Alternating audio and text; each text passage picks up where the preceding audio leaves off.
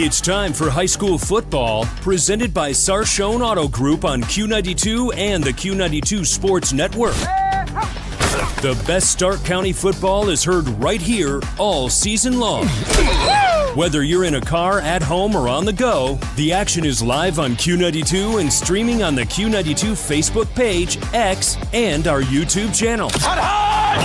Now, let's take you live to the stadium and our broadcast team for tonight's kickoff on Q92 and the Q92 Sports Network. Here they go! Touchdown!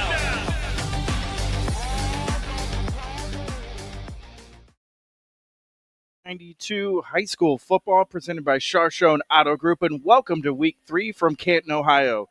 Tonight we have the 1-1 Orrville Red Raiders take on the 0-2 Canton Central Catholic Crusaders. The Raiders come into Canton off a week 2 loss to West Holmes 28-20. Leading the way for Orrville was 6'5" receiver Braylon McDuffie, and junior running back Parker Hostetler is just part of the dual running back threat in the backfield. In week 1, the Red Raiders defense smothered Worcester, but struggled in week 2 to contain a dual threat quarterback.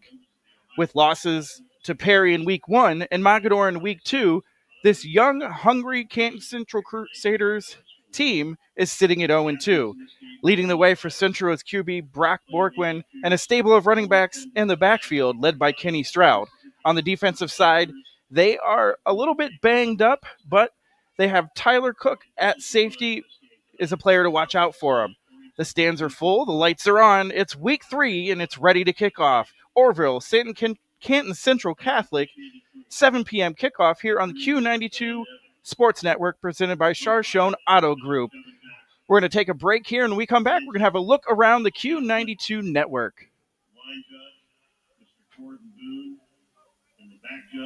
R.G. Dreg, Stark County's premier career center, offers programs that prepares its students at the high school level for careers and continued education beyond high school. Upon completion, R.G. Dreg students have an immediate opportunity to obtain a well-paying job in many exciting career fields. We offer everything from culinary, dental assisting, engineering, sports turf and landscape, welding, and so much more. Contact R.G. Dreg to find a program and career that's the perfect fit for you. R.G. Dreg, where careers begin.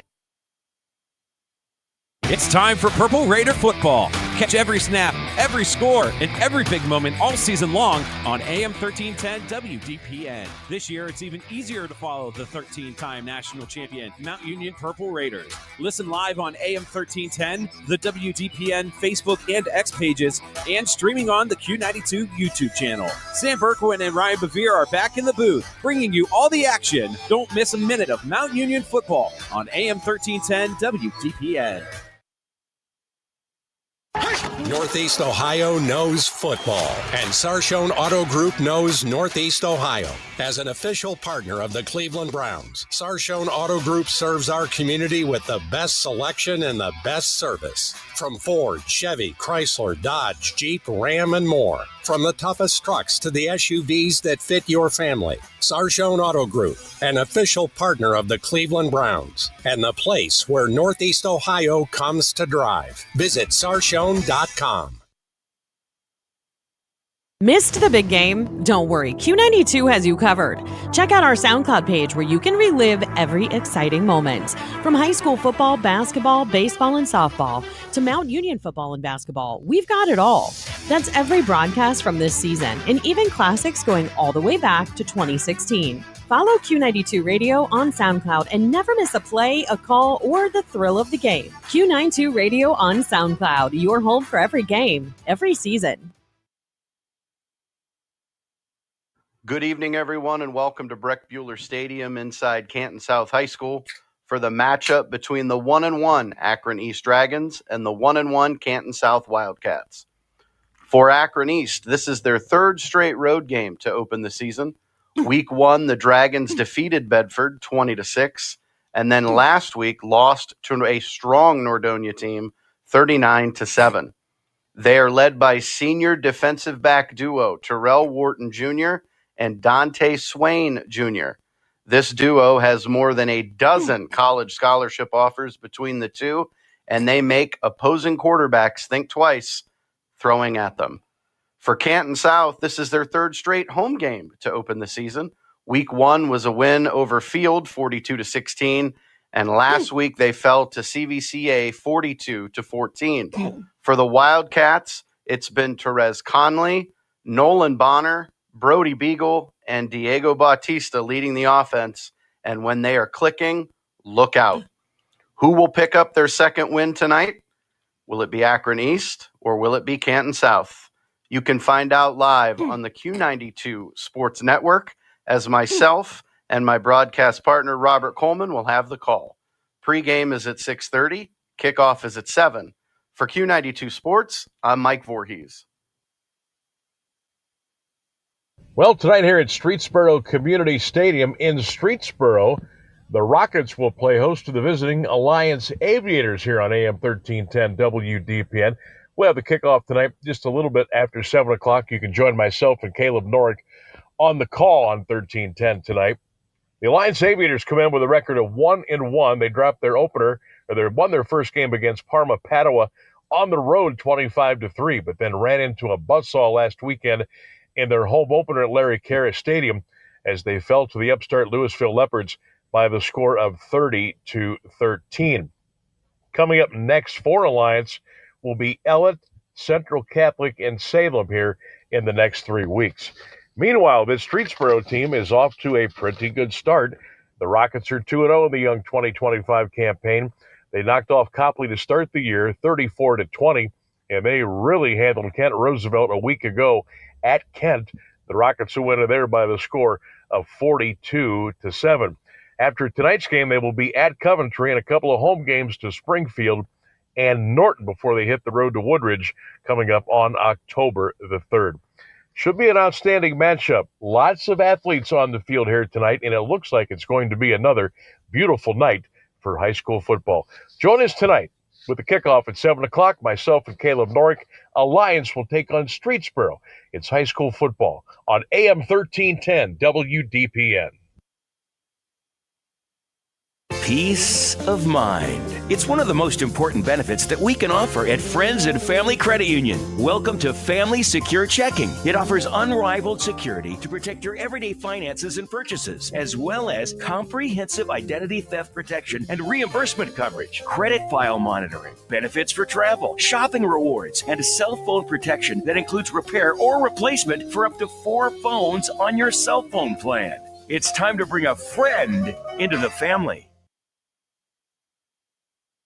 When it comes to sports, Sam Berkwin brings the heat. Catch the Sam Berkwin Show weekdays from 3 to 6 p.m. on AM 1310 WDPN and streaming live on the WDPN Facebook and X pages, plus the Q92 YouTube channel. From the Browns to the Buckeyes, the Guardians, Cavs, and your local high school teams, if it's making headlines in the sports world, Sam is talking about it. It's the local sports talk you want. The Sam Berkwin Show, weekday afternoons on AM 1310 WDPN.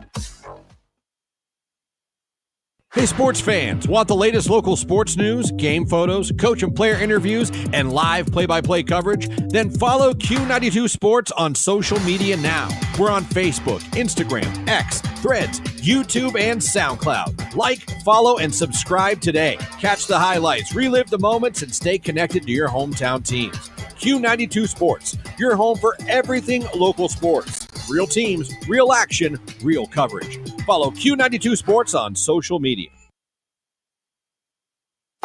Northeast Ohio knows football, and Sarshone Auto Group knows Northeast Ohio. As an official partner of the Cleveland Browns, Sarshone Auto Group serves our community with the best selection and the best service. From Ford, Chevy, Chrysler, Dodge, Jeep, Ram, and more. From the toughest trucks to the SUVs that fit your family. Sarshone Auto Group, an official partner of the Cleveland Browns, and the place where Northeast Ohio comes to drive. Visit sarshone.com.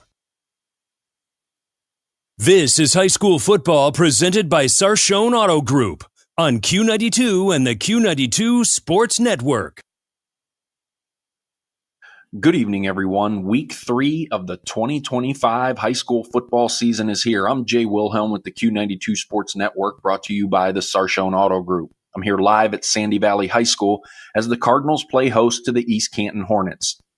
East Canton, led by the legend head coach John Spider Miller, come into tonight's contest with a record of 2-0.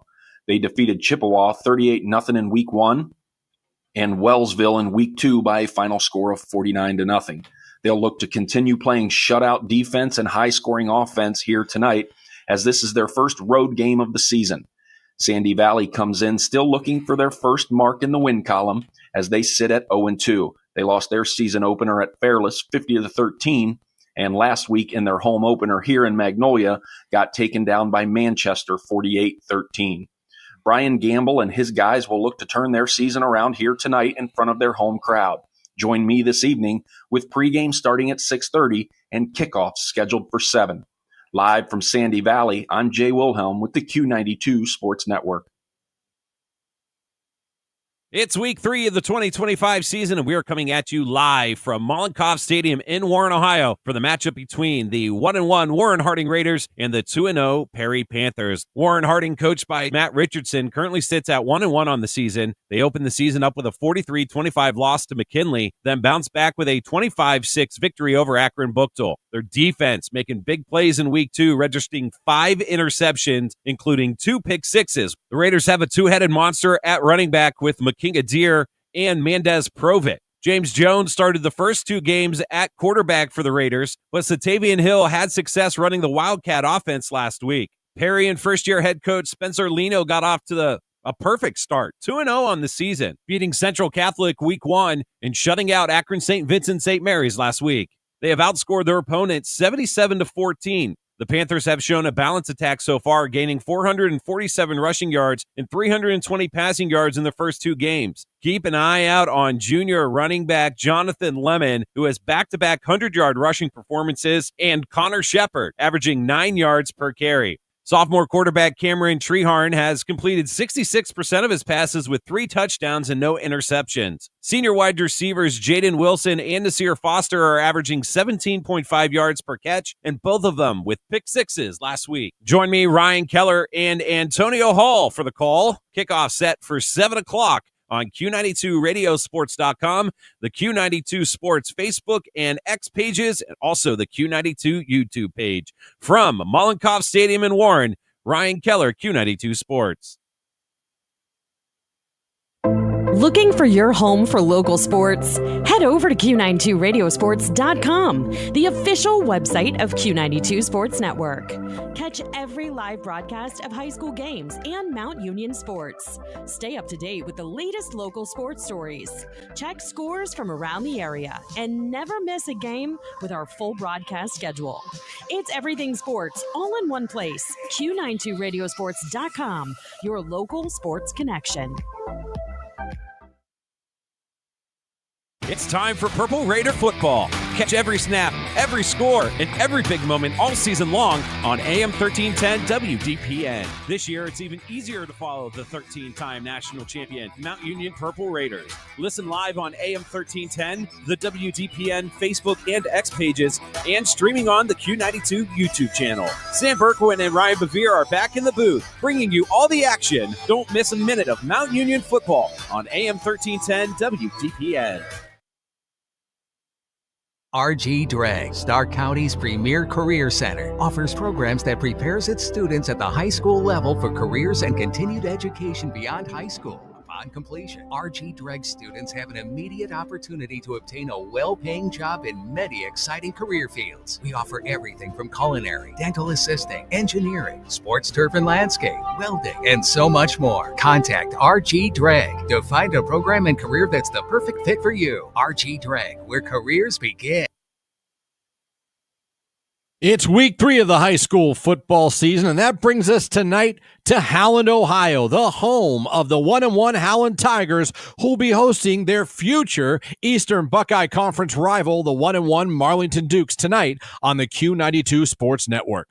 The Dukes come into tonight's game with a 1-1 record. After a win in week 1 over Warrensville Heights, the Dukes were beat down by the Northwest Indians in week 2. They'll look to bounce back with their freshman quarterback, Tyler Walder, who's completed 24 of 40 attempts for 287 yards and 2 touchdowns on the young season. At receiver, it's all about Cameron Evanich. The junior is off to a great start this season with 13 catches, 224 yards, and 2 touchdown receptions, along with a rushing TD.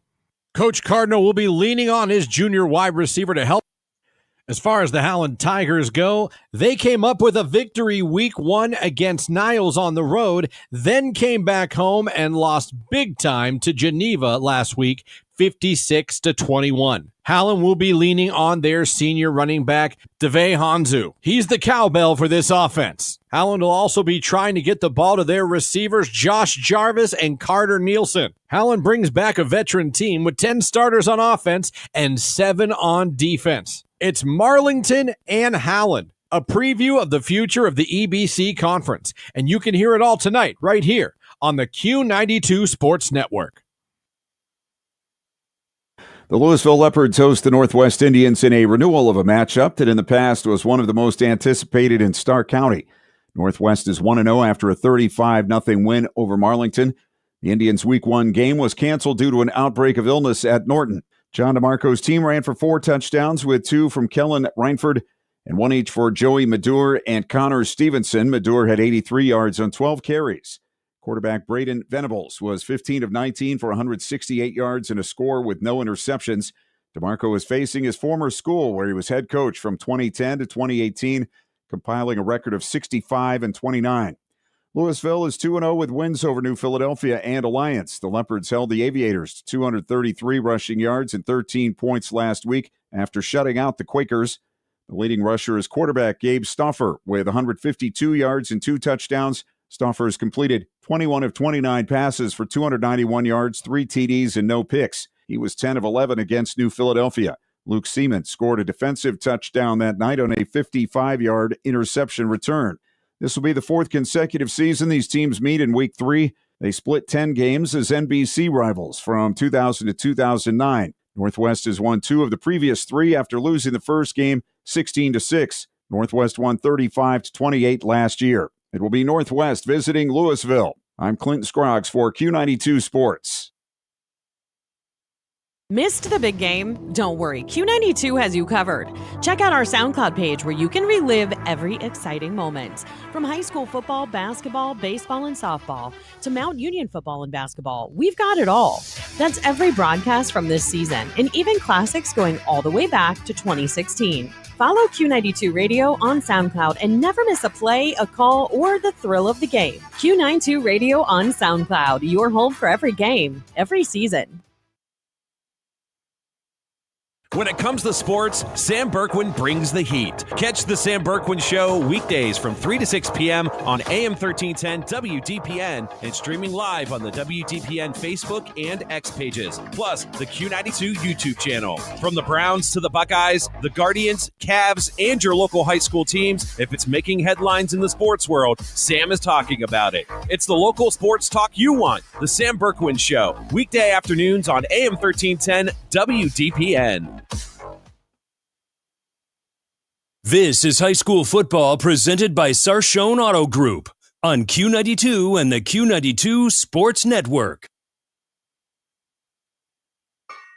This is Ryan Rowland live from Q92 Sports. I'm here with the head coach of the Orrville Red Riders, Coach Bus Canson. Coach, how was this week's practice leading up to tonight's game against Central Catholic? How are your players healthy-wise and any major injuries? So far we've avoided the big injury bug. In fact, we're getting back some guys this week that actually weren't even cleared during 2-a-days and stuff like that, but they, had some long enduring injuries. So, knock on wood, we've been pretty good in that regard. And the week of practice, it started out a little sluggish. Boys are pretty let down about the not getting the job done against West Holmes, but it clicked up last 2 days, so feel pretty decent. All right. And Coach, obviously week 1, nice win over Rooster. The heartbreaker, like you mentioned, against West Holmes. What have you and your coaching staff done to get these players of yours back on track and how they responded to that? The Worcester game is a backyard rival, and I kind of knew going in, like, you get done with that rival game, and then West Holme's pretty quality team, physical team. So we had a rough night. We had our opportunities, and that's kind of what we talked about was making the plays when the opportunities arise, and try and put that behind you as best you can. Then obviously they're going to dwell on it no matter what you say. They're adolescents, but for the most part, by Wednesday we were able to click and get back into our groove and kind of go from there. All right, Coach. And what stands out the most to you about this Canton Central team, and what do you believe will be your keys to the victory tonight? Tackling. I think that's one thing that stuck out to me was just our fundamentals and our tackling. We were dive in and not wrapping guys up, and I think that fundamentals always play a big part in the game. And I think that tackling and continue to take care of the football. We've been pretty good in that regard, and we got to keep that up and tackle better. So I think those are the two keys. All right, Coach. And lastly here, what can we expect to see from your Red Riders tonight, and any key players that our listeners should be listening to be excited to listen for? So far we've been a pretty balanced team as far as running and throwing on offense and stuff like that. But Braylon McDuffie, our wideout, has had some caught a lot of attention, double coverage and stuff like that. So I think that he's, really catches the eye of people. Our running back, Parker Hostetler, has, had some nice runs. But I think defensively, both Parker and the other inside linebacker, Luke Kinzer, would be two guys that I would like to see, have big nights. It'd be nice to get our inside linebacking crew going. All righty, Coach. Thank you for your time. Good luck tonight, and good luck the rest of the season. Thank you very much. I am Ryan Rowland, live with Q92 Sports. I'm joined here with Canton Central Catholic head coach Jeff Linsmith. Coach, how has practice been this week, and how's your team looking injury-wise and health-wise? There you go. Yeah, we went through a little bit of battle when it comes to health. We went through a few quarterbacks. We still have some of our senior leaders that are still banged up. We lost last week Brock Abbott. That would have been, I think, our count, probably our fourth or fifth quarterback. But he's really our vocal leader defensively. He's going to be out for a few more weeks. Tyler Cook is another kid, athletic, skilled kid for us. He's out, so we have a couple that are missing still. It looks like we'll have Brock Burkham back, and he was our quarterback that started the season with us that got injured at the Perry game. So we're still banged up a little bit, but we're starting to get a few more people back that will help. But our spirits have been good. Our practice for the week has been good. We have some kids that want to work hard and want to learn the game, and they may be a relatively young team, but they want to learn the game and they want to get better, and that's all we ask them to do. All right, Coach.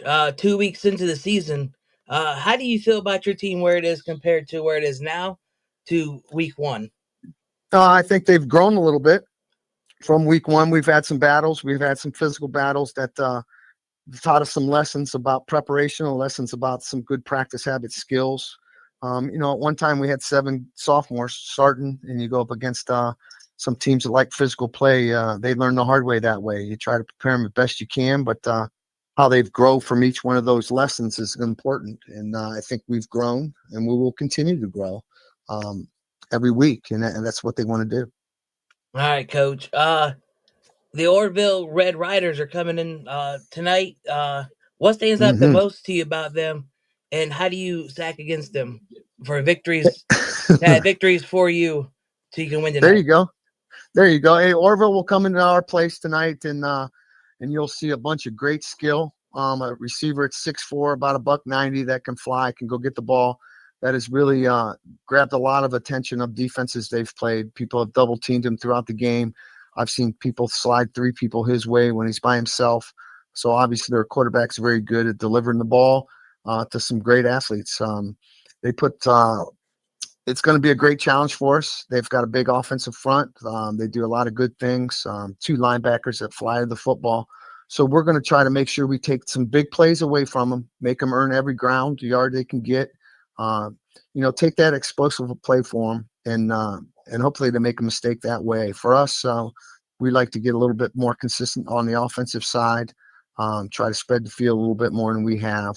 Obviously, I just think and when you all of a sudden have to go to a fourth quarterback like we did last week, it makes your offense a little bit more selective, a little bit. You only can do a few number of things. Brock being back will help us a little bit. We got to stretch the field and be successful that way, throwing the ball a little bit more than we have. And hopefully we can do that tonight. All right, Coach. And lastly here, for your listeners back at home that can't make it to the game, what are some names that they should be excited to hear about us talk about on the radio? You better believe it. We better have names of Kenny Stroud. We'll have Brock Berkman a lot. We want to make sure we hear Griffin Rohr, Carter Blakeney, and Mikey Bajonas. Those guys got to go. And we have a pair of brothers in Vince and Pat Scheretti that will probably never leave the field. One's a sophomore, one's a senior, and Vince being a senior captain for us. Those guys got to make some plays all over the field for us. All righty, Coach. Thank you for your time. Good luck tonight, and good luck the rest of the season. I appreciate it. Thanks for coming out. No problem. You're listening to High School Football presented by Sarshone Auto Group on the Q92 Sports Network. Welcome to Canton, Ohio. I'm Mike Dixon, joined in the booth by Ryan Rowland. And tonight we bring you a Week 3 matchup of Orrville Red Raiders versus the Canton Central Catholic Crusaders. Ryan, big Week 3 game tonight all around everywhere. It's a big prove-it game, I think, for Orrville. They came in really hot in Week 1, taking down a rival in Worcester. And then last week, I feel like they kind of got caught sleeping, losing 28-20 to West Holmes. But you have Central Catholic, who is young, who's had the injury bug hit him so far. As we just heard Coach talk about being on their 4-string quarterback and then losing 2 of their big defensive leaders this week. It's been really tough for them. So they have a lot of young guys, inexperienced guys stepping up in those roles to try to help them out. What are some key things that each of these teams need to do tonight? I think for the Orrville Red Riders tonight, as I was talking to Coach Bus Cannon down there, it is going to be to finish the game. Last week he said they left 3 open touchdowns up on the field last night, so therefore they got to finish on offense. I think for the Crusaders, they got to finally start putting drives together, and they got to finish as well, but also play with the next man up mentality because it's Friday. Anything can happen. You got to be ready to rock and roll.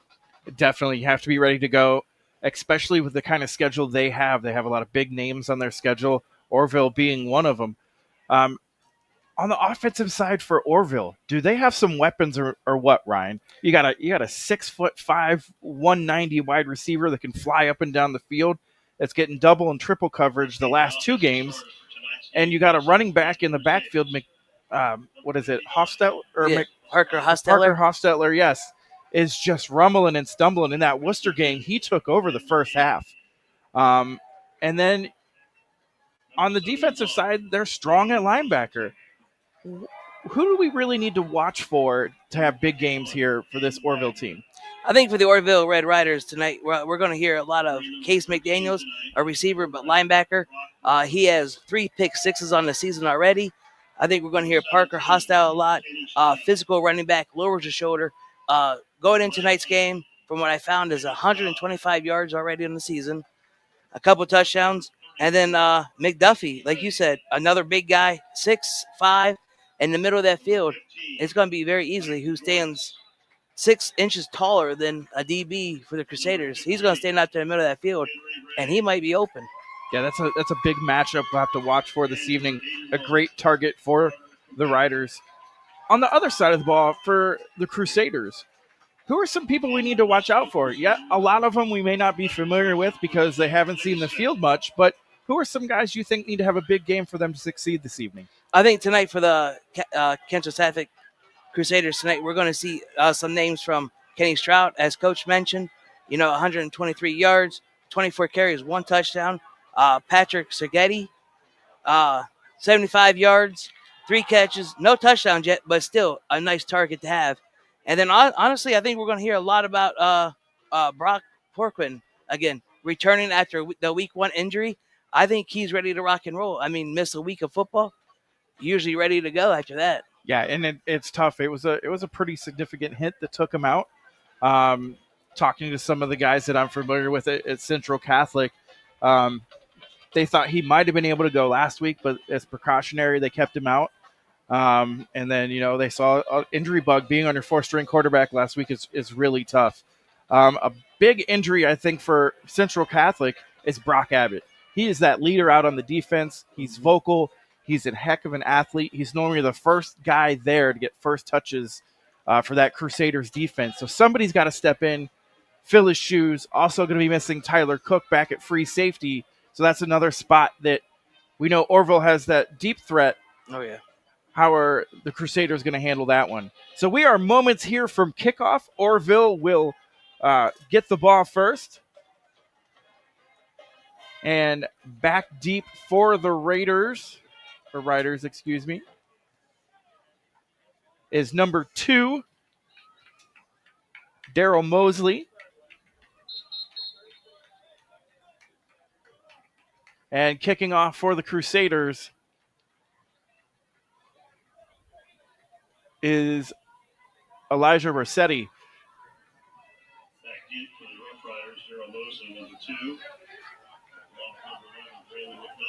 And also back now is Braylon McDuffie for the Riders. Once again, Central Catholic is going to be kicking right to left. Ball is teed up.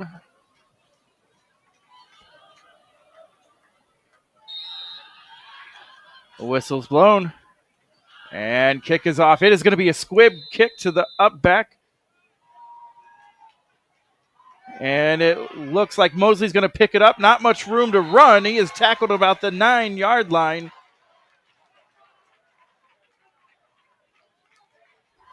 Brought down by number 52, Benjamin McKee, for the Crusaders. Well, coming out is that Orrville offense we've heard so much about from the coaching staffs of both teams and looking at their last 2 games. So it's going to be 1st and 10 for Orrville. Yes, and their running back, Parker Hosteller, credited their physical offensive line. So I look for them to be punching right out of the rip. Shotgun formation. Snap is back. Handoff. First man up. Oh, he's got a hole to run through, and he gets about 8 on the yard. It looks like Travis Pinho is on the carry. Pinho on the carry. Brought down by Vince Scheretti. And that is enough for a first down. So Orrville Riders coming back out onto the ball. Shotgun formation. Twins to the left. Single back down below. McDuffie one-on-one. Handoff once again up the middle. Only gained about 2 that time.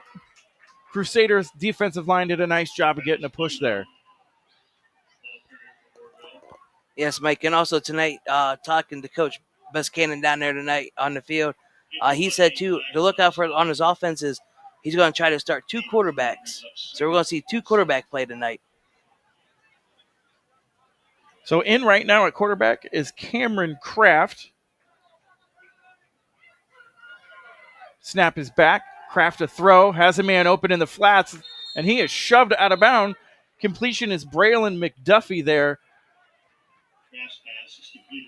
And that is enough for a first down for Orrville.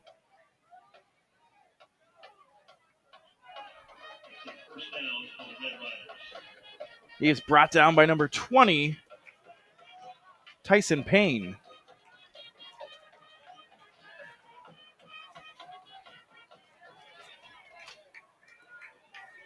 Shotgun formation. Twins to his left. Hands it off up the middle. Great job by the defensive line of the Crusaders. Only about a pickup of a yard for Orrville.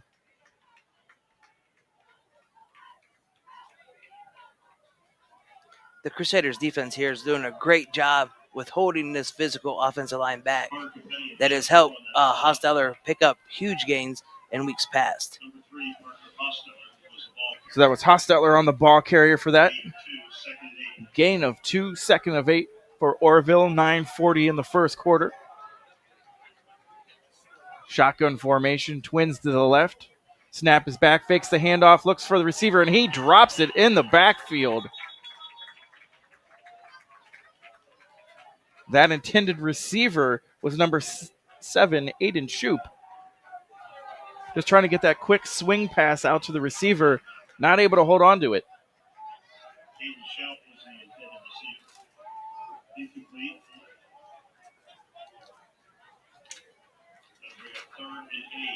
So it's 3rd and 8 for the Riders. Kraft in the shotgun, running back to his right, Twins to his left. Snap is back, looking to throw, has a man in the flats, but it is overthrown. McDuffie was the intended receiver, just overthrew him in the flats. That's going to bring up 4th down for the Riders. And that's with Kraft here. He talking to Coach Buscannon before the game. He said Kraft started this way last week too against West Holmes. It took him about a quarter and a half to dial in to his receivers.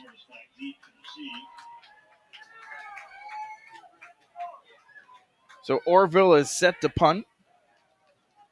Gonzalez is set back there. Punt is off.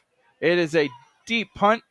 It's going to bounce, take an Orrville roll, and is going to be down to about the 20-yard line where the Crusaders will take over for their first chance at offense in this first quarter.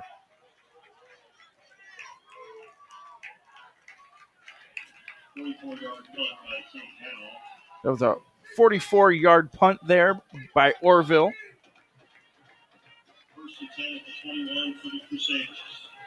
So 1st and 10 at the 21 for Canton Central Catholic. Berkwin making his first start here since week 1. Shotgun formation, Twins to his left, running back to his right. Man in motion, snap is back, handoff up the middle, and not much there, maybe a yard to a yard and a half. That carry was by number 17, Kenny Stroud.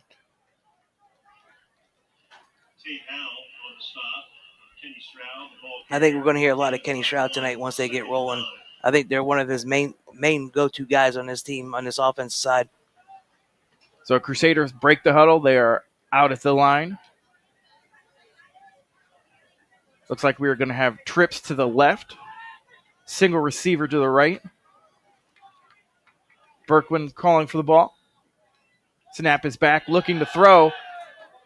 Looking to go deep. Has a man and just missed him. Intended receiver was number 81 for the Crusaders.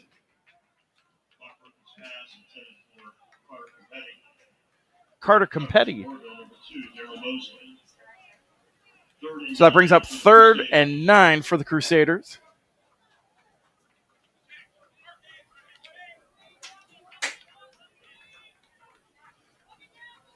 You know, as we got this time while they're huddling up, for our listeners out there, if you're a Red Riders fan, with tonight's matchup, you're happy because as the series leads, Orrville does own the series 2-0. So Crusaders at the line. Trips to the right, single to the left. Berkwin looking to throw, looks right, has flushed out of the pocket, looking to throw, has a man over the middle, overthrows it in and out of the hands of the DB, Daryl Mosley.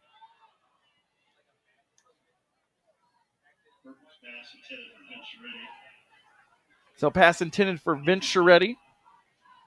It's going to bring up 4th and 9. Axel Estrada into punt.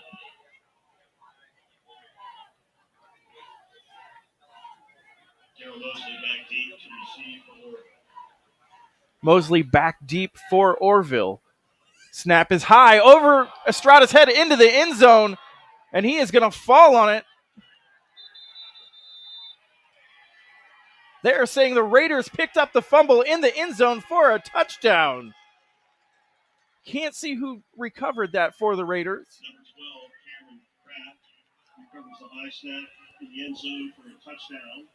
Cameron Kraft able to get that ball for Orrville. to get their first 6 points on the board.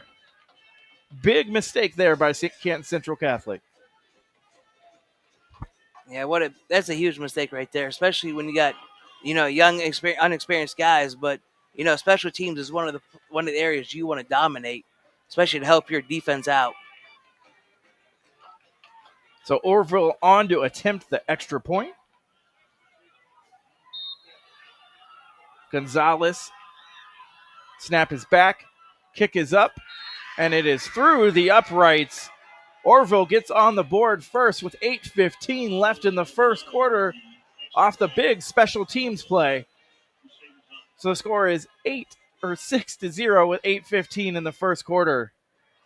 Ryan, Central Catholic did such a great job on defense that drive.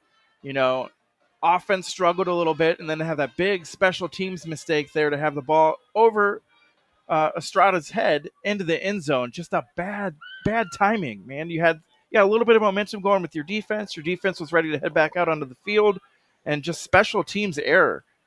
Yeah, it's a big error to have, especially early in the game. There's still a lot of game left to play, but right now you do not want to give any momentum to the Orrville Red Riders. You want to keep it your home. You want to keep that control of the game. And by those simple mistakes, you're going to easily lose it quick. So the Crusaders are back to receive the kickoff. Red Riders out to kick. Gonzalez is teeing the ball up.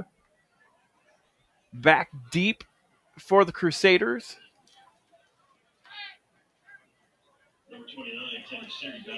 Is number 29,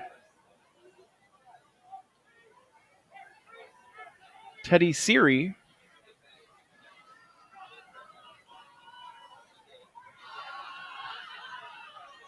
Gonzalez to kick off. Once again, Yermi Gonzalez is teeing the ball up.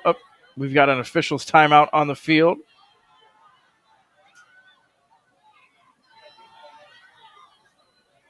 It looks like there's some concern down there for a player.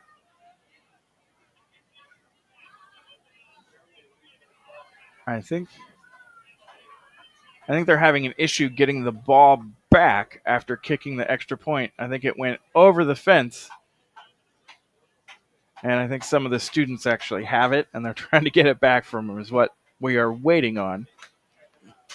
And unfortunately, this is not baseball. You cannot keep the ball if it goes over the fence. That is true. That is true, especially a kicker ball. I mean, I know when we were down on the field in pregame, Orrville brought their K-balls over to the officials to take a look at and to hold on to. So it looks like we've got things situated here.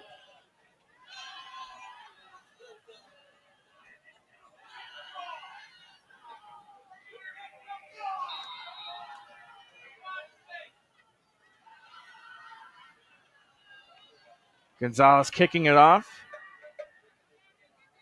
Siri's going to let it take a few bounces. They're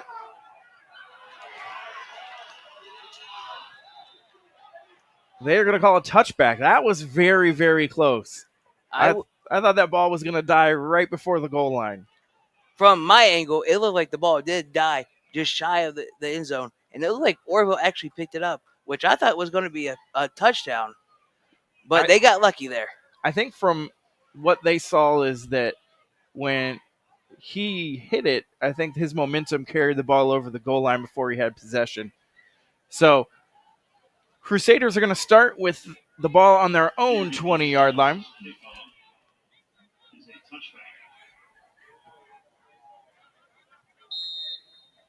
So Berkwin bringing his offense out onto the field. He's got a single back in the backfield.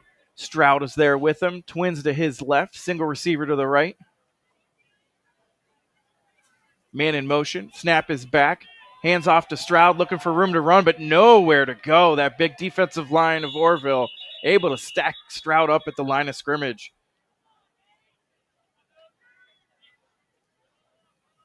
Brought down by number 3, Parker Hostetler.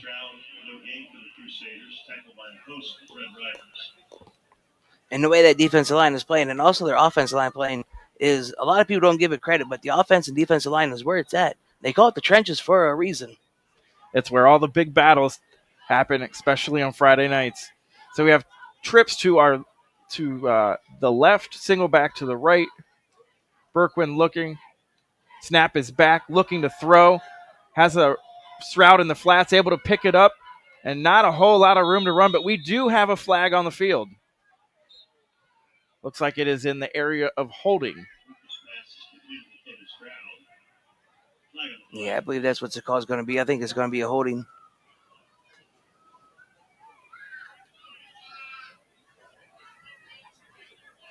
So, yes, we do have holding against Central Catholic, so that'll push them back. Not a great start here for the Crusaders offense. No, not at all. And that's one of the keys to victory that I had for these guys is, it's like a no-brainer, but you have to finish drives. You have to not make those simple mistakes. You got to keep your offense rolling here. So officials are going to walk that off.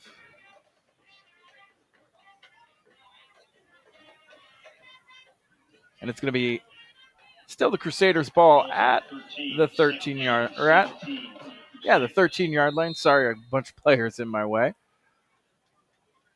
Berkwin bringing the offense to the line of scrimmage. Stroud the single back.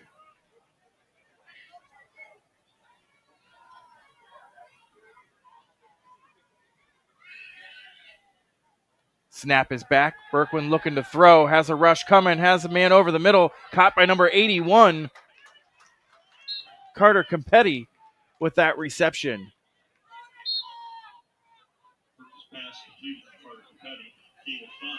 That's about a gain of 5 on that reception.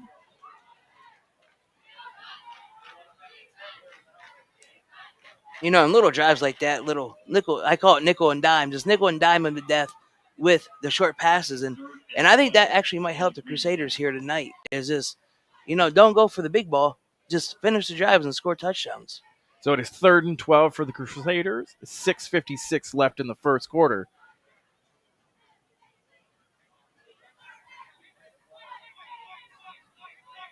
Snap is back. Berkwin looking to throw. Looking to his right. Has a man wide open in the middle. Number 81, Competti, able to pick up the first down for the Crusaders. Great job by Competti to be able to get wide open there. Found a soft spot in the defense for the Red Riders and able just to sit down, and Berkwin able to find him. Oh, yeah.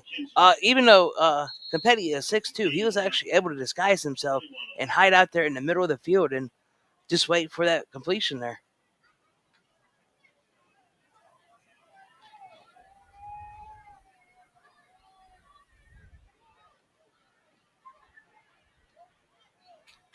So Berkwin, shotgun formation. Snap is back. Handoff to Stroud. Ball is on the turf. And it looks like Stroud is able to pick it up and cover up his own fumble. And that's the tough part of having so many different quarterbacks through the first 2 weeks is that exchange. Everyone's going to hand the ball off a little bit different.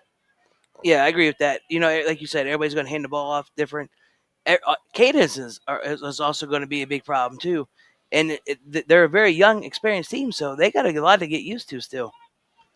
So Berkwin has trips to his left, single receiver to his right. Snap is back, looking to his left to throw. Has a man over the middle. Able to hold on to it. Was 34, Patrick Scheretti. Patrick, a sophomore.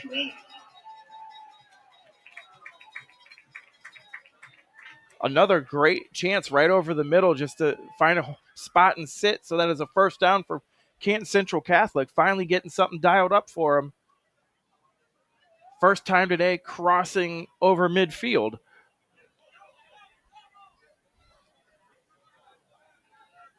Snap is back. Handoff to Stroud, looking for room to run, and he is wrapped up by those linebackers right at the line of scrimmage.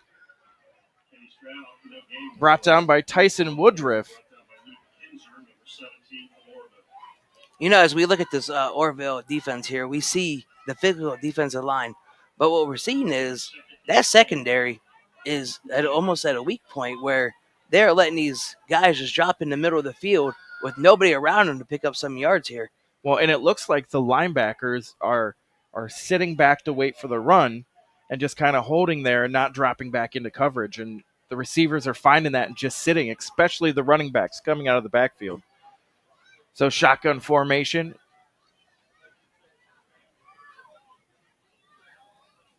Man in motion. Berkwin fakes the handoff to Stroud, rolls off to his right. As being chased, throws it away. Sharetti was his target. Smart decision by Berkwin there, just to find a guy close to the sidelines and overthrow it a little bit. Oh yeah, and back to your topic here about with the linebackers, staying back close to the line, waiting for that run. I wonder if it's something they've seen over film for the last 3 weeks. But you're looking at Central Catholic film. You're looking at 4 different quarterbacks. You're looking at 4 different styles. You're looking at 4 different ways they call an offense because you got to piece and place people. Yep. So we have a timeout on the field. Timeout Central Catholic with 3:44 left here in the first quarter. With that timeout on the field, we are going to take a timeout ourselves. It's time for Purple Raider football. Catch every snap, every score, and every big moment all season long on AM 1310 WDPN. This year, it's even easier to follow the 13-time national champion Mount Union Purple Raiders. Listen live on AM 1310, the WDPN Facebook and X pages, and streaming on the Q92 YouTube channel. Sam Berkwin and Ryan Bevere are back in the booth, bringing you all the action. Don't miss a minute of Mount Union football on AM 1310 WDPN. You're listening to High School Football presented by Sarshone Auto Group on the Q92 Sports Network. All right, we are back after that timeout on the field. Crusaders still kind of talking things over. Great drive here for the Crusaders so far. Yeah, and this is the kind of drive they needed. They needed that drive where they put a couple plays together, but also control the clock, control the game, keep that Orrville offense off the field.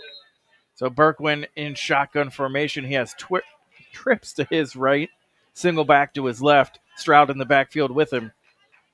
Snap is back. Berkwin looking to drop. Looks to his right. Has a man. Ball slips out of his hand. And it is almost intercepted by number 4, Travis. Who knew? Looks like that ball just slipped right out of his hands.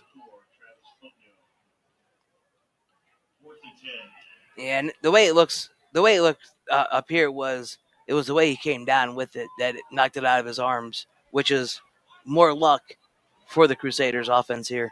So the offense is going to stay down on the field at 4th and 10 with 3:37 left here in the first quarter. Berkwin snap. He is going to pooch punt it, and it is going to take a Crusaders bounce and a nice roll down at about the 5-yard line.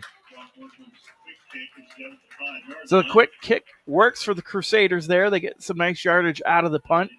That'll bring on Orrville's offense with a long field to play with and a short field for that Crusaders defense to work with. Yeah, and like we talked about, we got 2 quarterbacks coming out here tonight. We got one that's a sophomore, and Coach Bezon said tonight is actually his first time to shine under Friday Night Lights.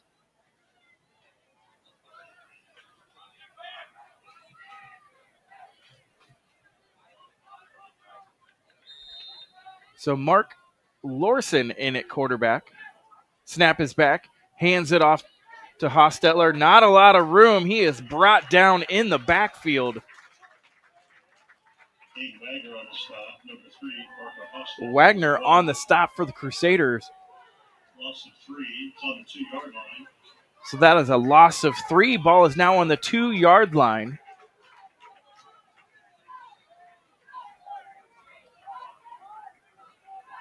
Lorson still in at quarterback. 6'4", 180 sophomore.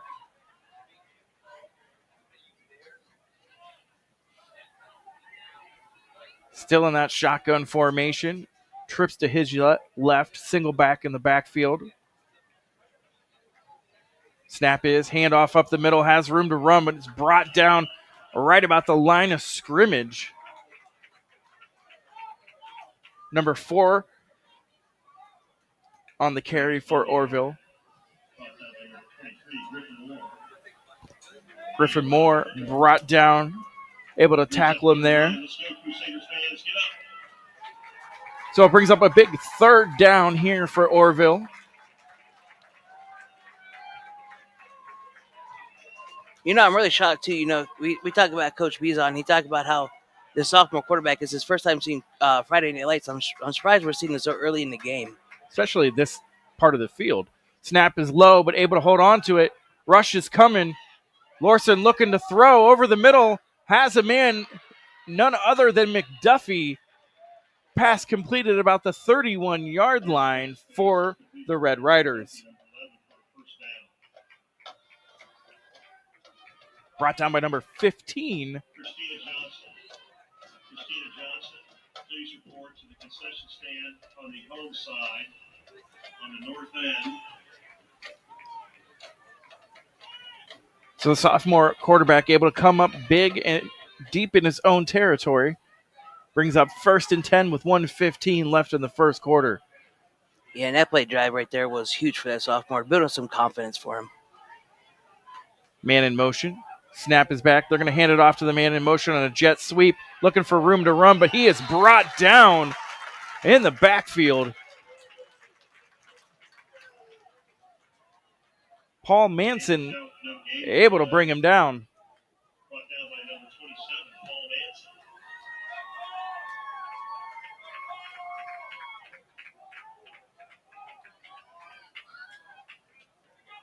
Nice job by that free safety, able to come over the top and meet that jet sweep at the line of scrimmage to bring up 2nd and 10 for the Red Riders. Snap is back. Fakes the handoff, going to keep it himself. Lowers the shoulder, but nowhere to go. Lorson keeping it for himself, just nowhere to go. And as we get ready here for the 3rd down on this drive, this is one of the biggest factors of this Crusader defense is so far this season, opponents are 42% on getting their 3rd down conversions completed. So the Crusaders holding on strong at the end of the first quarter. That'll run out time. We will be back right after this.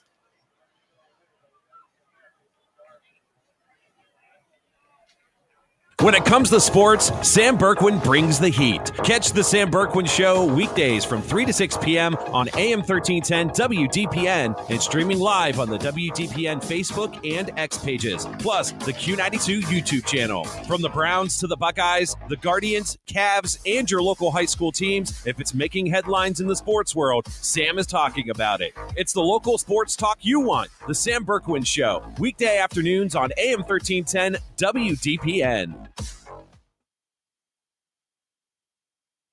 This is high school football presented by Sarshone Auto Group on Q92 and the Q92 Sports Network. All right, we are back here to start the second quarter. Our score is 7-0 Orrville Red Riders. Both teams having great opportunity here on offense. Orrville bringing in their second quarterback here this drive, doing a nice job of marching and keeping his team on the field.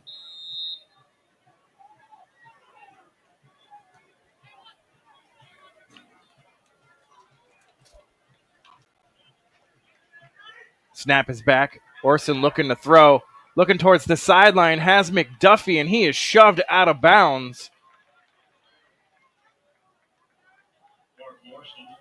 by number 21, Dominic Bogdan.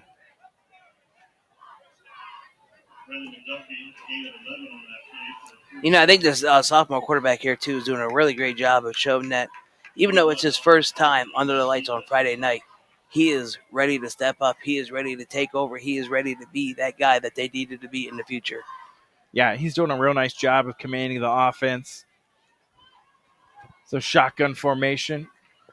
Hands it off to McDuffie. McDuffie with a stiff arm, running east to west. And 27 for Central Catholic, doing a nice job of just holding him on and waiting for his teammate to get there. And McDuffie was not ready to go down either. He kept chugging away. That was Paul Manson on that tackle, just grabbing his jersey, trying to wrap him up, hold on to him. So it's going to be about 2nd and 2 here for the Red Riders.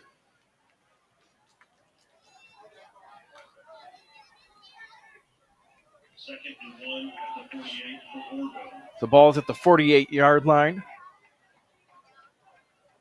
Snap is back, fakes the handoff, rolls out to his right, throws to the guy in the flats, able to catch it was number 10, Case McDaniel, as he is shoved out of bounds. Case McDaniel, the receiver on the play. 21, Dominic Hodgins, defending for the Crusaders. And Case McDaniel does a great job over the last 2 weeks, from what I've been able to gather information of, is making the plays, is getting the ball and extending the plays, extending the drives, fighting for those yards. So Orrville moving the ball here, eating up a lot of clock on their second drive of the evening. Man in motion. Hands off for the Jets. Nope. Larson's going to keep it himself, but nowhere to go. Stacked up at the line of scrimmage and pushed back by that Crusaders defensive line.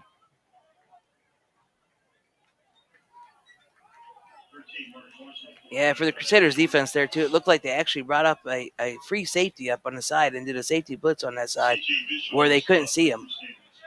Well, and it's something they probably recognized in film. They already ran the jet sweep once, so when they see that formation, they're going to suit up and try to prevent it. Shotgun formation, snap is back, looking to throw.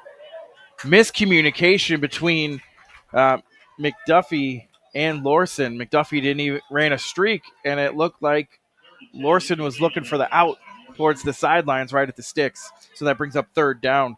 Yeah, he definitely was looking for that out, especially right there, trying to get that 1st down. And like you said, miscommunication.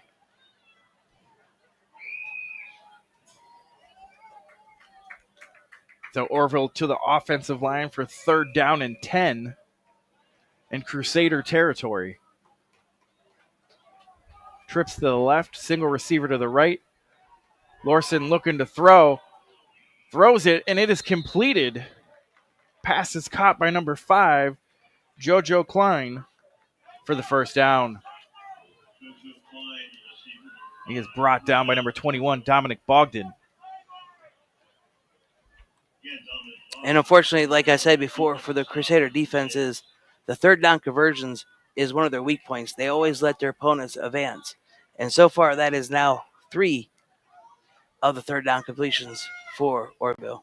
Yeah, and just a great job of finding a guy in the flats. And they are going to come out. Handoff up the middle. Hostetler rolling for about 5 yards for the right.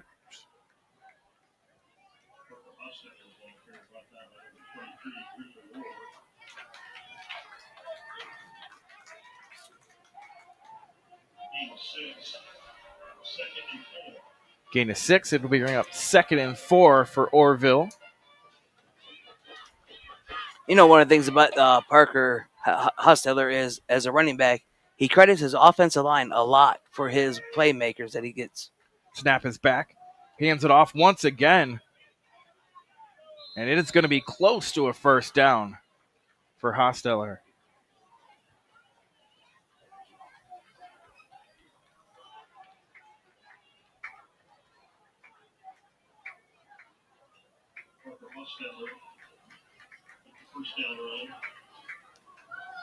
This Orrville offense also has changed the pace of the game. They are now going to the sideline to get plays. They are taking their time.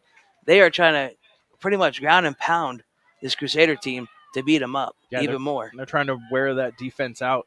Shotgun formation. Snap is back, looking to throw. Once again, miscommunication between quarterback and receivers. Tyson Woodruff was the intended receiver. So it's 2nd and 10 for Orrville. We've seen so far the 2 plays with the miscommunication with the young quarterback. I wonder if it's just the nerves of not getting the plays completely correct when he gets in the huddle to let them know what they're supposed to run. So Orrville shotgun formation. Hostetler to his right. McDuffie also spread wide to his right. We've got a dead ball. Looks like we're going to get encroachment on the defense.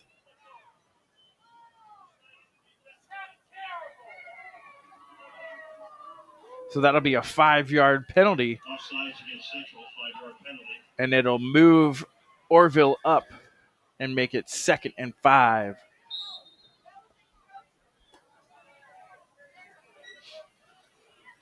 So Lorson in the shotgun. Hostetler in the backfield. Hands off to Hostetler. He makes a move, drives his feet, and carries the pile. And that's enough for a Red Rider first down.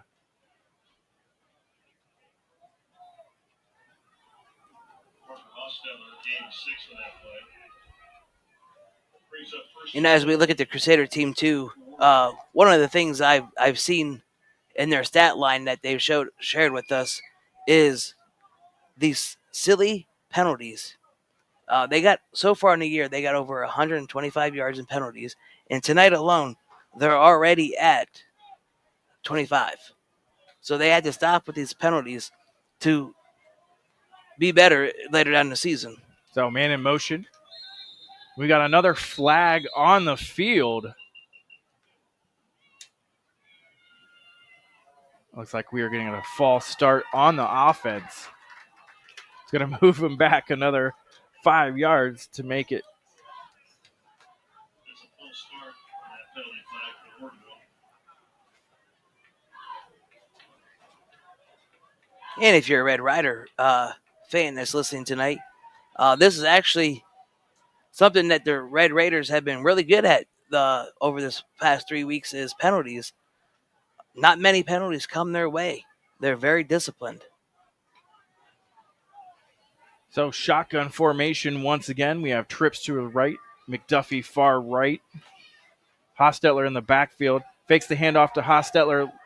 Has a man wide open over the middle. Reception by number 17, Luke Kinzer, the tight end, able to find a hole right behind the linebackers and goes in for 6.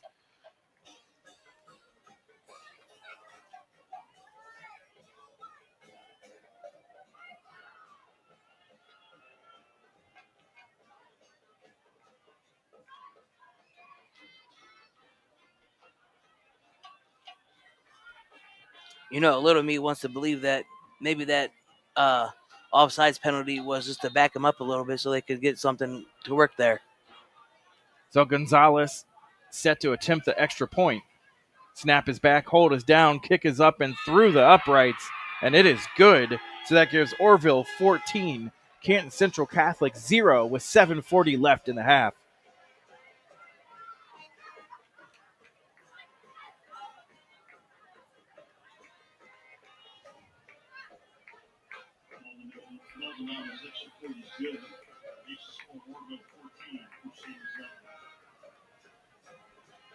Looking for your home for local sports? Head over to Q92radiosports.com, the official website of Q92 Sports Network. Catch every live broadcast of high school games and Mount Union sports. Stay up to date with the latest local sports stories. Check scores from around the area and never miss a game with our full broadcast schedule. It's everything sports all in one place. Q92radiosports.com, your local sports connection. You're listening to High School Football presented by Sarshone Auto Group on the Q92 Sports Network. And we are back. Orrville set to kick it off after their touchdown, leading 14-0 over Canton Central Catholic here in the second quarter.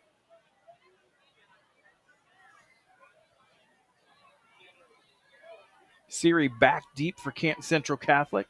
Gonzalez teeing it up for the Red Riders. And what a drive that was for them. That was almost a 4-minute drive for them. like we said, they are slowing down the ball. They are ready to pounce on this Crusaders team. Kick is back.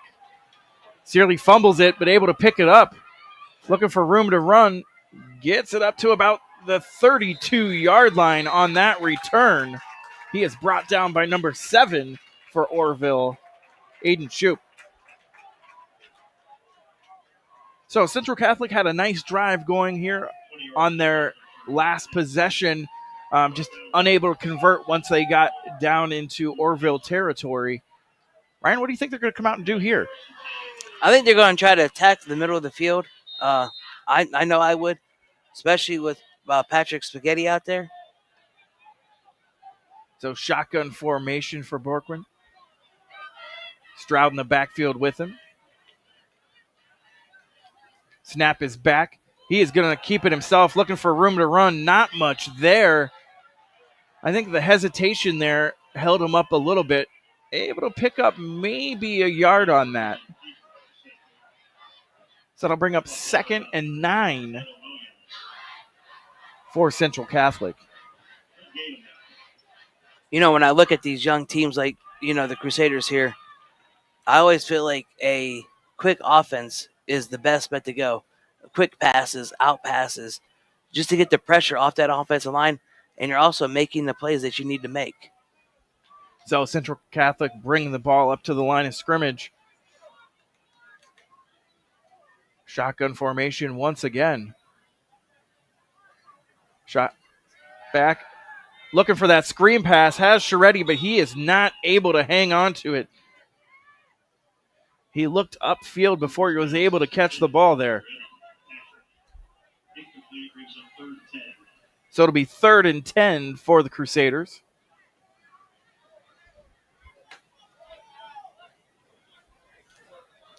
As I talked about their defense being the way they are on their 3rd down conversions, this has actually been a weak spot for their offense, is not completing anything or advancing on a 3rd down completion.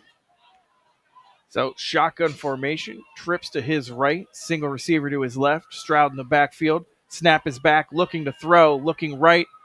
Has Sharetti open. Sharetti able to hold on to it and get out of bounds just over the 50-yard line.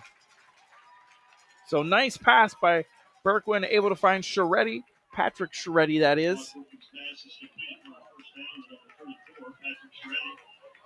And I think the Crusader offense is something that they need to do. They need to get their playmakers the ball to extend plays, to extend drives, to end up scoring so they can get some points on that board before half. So Crusaders come to the line of scrimmage. Shotgun formation, Stroud in the backfield. Snap is back. Handoff to Stroud up the middle. Able to pick up a couple yards, maybe 3 on that one. He is brought down by number 30, Williams.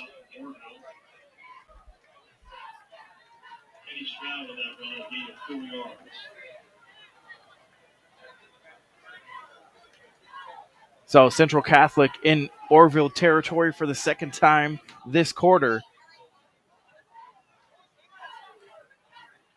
Ball on the 43-yard line. Snap is back. Handoff to Stroud once again, looking for a hole. Not much room to go. He is stuffed at the line of scrimmage by a host of Red Riders.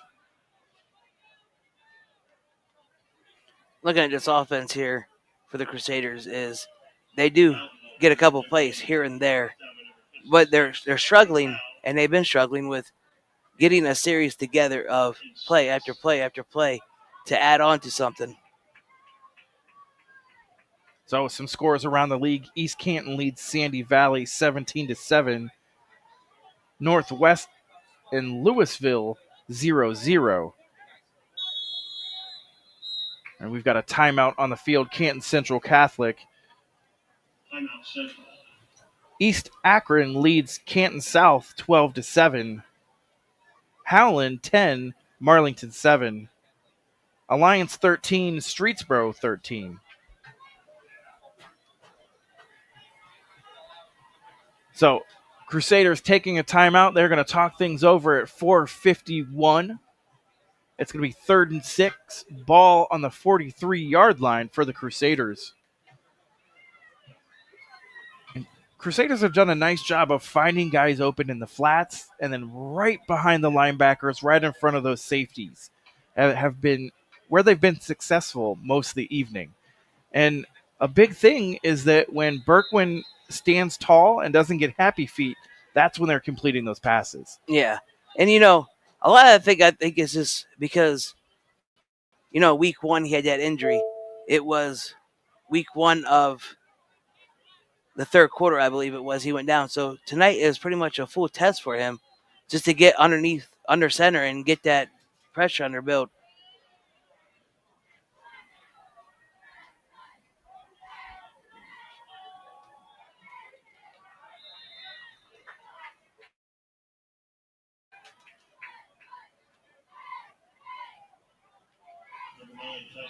So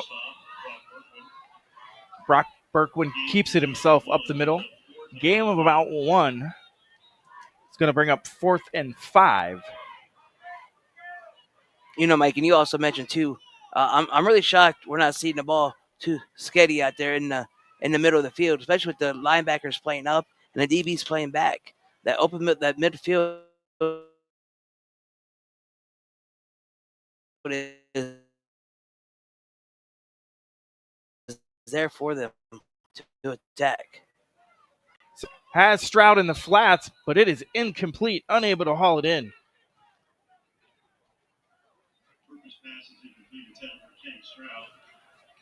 So that's a turnover on downs for Canton Central Catholic. Orrville's ball at about the 42-yard line. And that's one of, like I said, the biggest things for the Crusader team here is not being able to finish drives the way they want to. You want to be able to score points, and unfortunately, they are not being able to do that because of the mistakes or not getting the plays going the way they need them to go. So number 12 is back out, Kraft, for quarterback for the Red Riders. Shotgun formation, trips to his right, snap is back, looking to throw.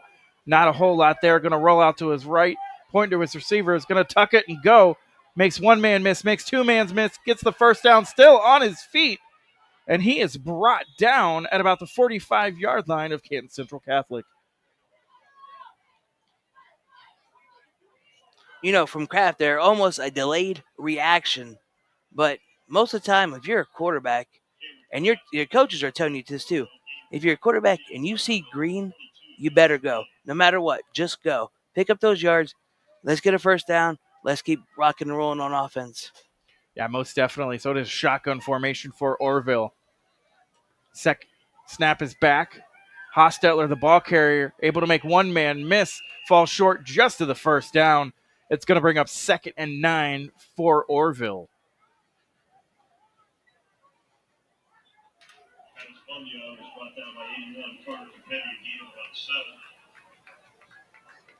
So Orrville putting together a nice drive here with 2:54 left to go in the second quarter.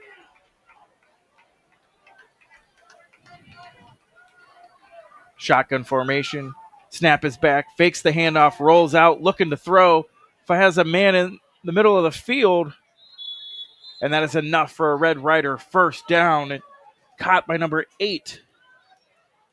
Abram Perez, the tight end. And it's also our first time hearing his name tonight, which is nice because that means they are able now to get the ball to some other playmakers to make some other noise. And that's 2 times they found their tight end running that crossing route right in front of the linebackers. Yeah. So Kraft, shotgun, snap is back, hands off to Hostetler, makes one man miss, still churning, and he picks up the first down for Orrville. Brought down by number 21, Dominic Bogdan.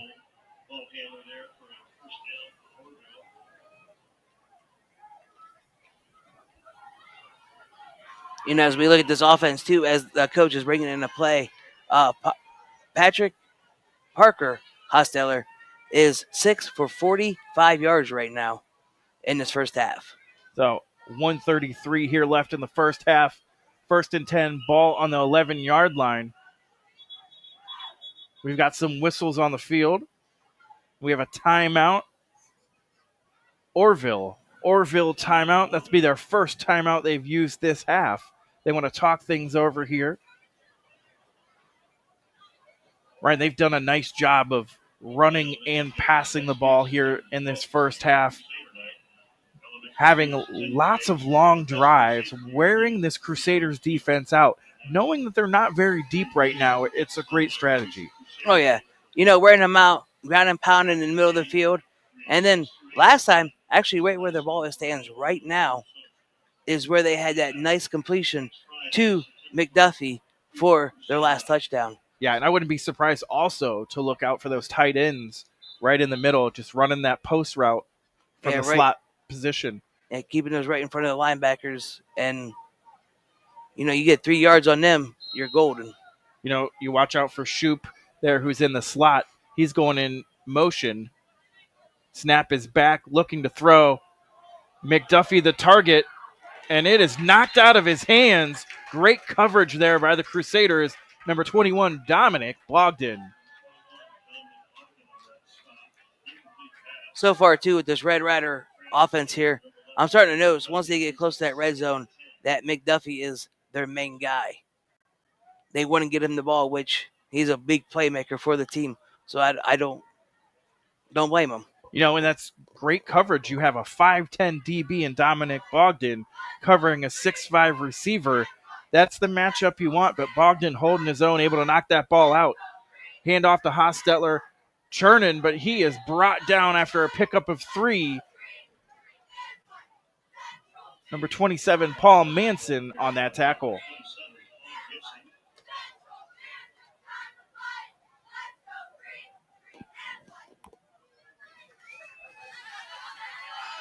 So brings up a third down with 55 left here in the first half.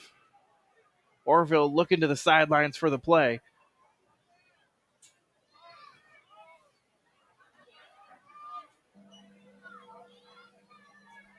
If I was the Orrville Red Raiders, and I'll just keep giving the ball to Parker. Let him muscle his way into the end zone. Fake handoff to Parker, looking to throw. Has the tight end over the middle for the touchdown. Caught by number 8, Perez there. And that puts Orrville on the board again.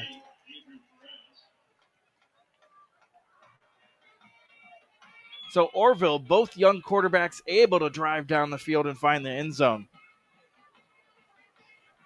Yeah, the Orrville Red Riders, they're doing a really good job of putting things together, using key players, not just using 1 or 2 targets, but opening the field up now to use more targets and get more guys exposure. So Yermi Gonzalez set to attempt the extra point with 30 seconds left here in the first half. Snap is back, hold is down, kick is up, and it is through the upright to give Orrville 21, Canton Central Catholic 0 with 30 seconds left here in the first half. As the teams were warming up tonight before the game, I was in there and I was talking to both coaches. And Coach Buscannon from the Red Raiders, he was talking about that kicking was one of his worries for tonight, because he said his kicking wasn't where he wanted it to be. But tonight so far, they are 3 for 3, and they're playing great. So Central Catholic set to receive the ball here with 30 seconds left. Gonzalez set to kick it off. Siri back deep for the Crusaders.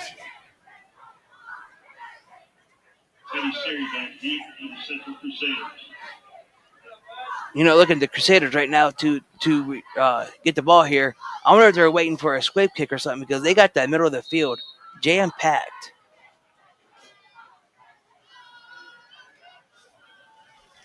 Kick is up. It is short. Picked up by the Crusaders. Scheretti looking for a man to beat, holding the ball. Orrville trying to strip it loose. and he is brought down at about the 32-yard line with 20 seconds left here to go.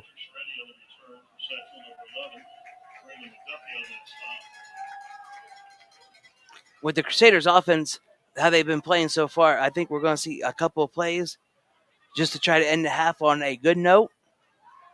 But I could also see them trying to make a big play with some of their playmakers and try to get a score before half as well. So Borkman brings the offense out. Shotgun formation. Stroud to his right. Stroud goes out into the slot. Empty backfield. Snap is back. Berkwin looking to throw. Has a man in the flats. And it is intercepted. Bounced off a couple guys. McDuffie with the pick. Looking to take it to the house. And he takes it all the way off that INT. Man, what a chain of events there, you know.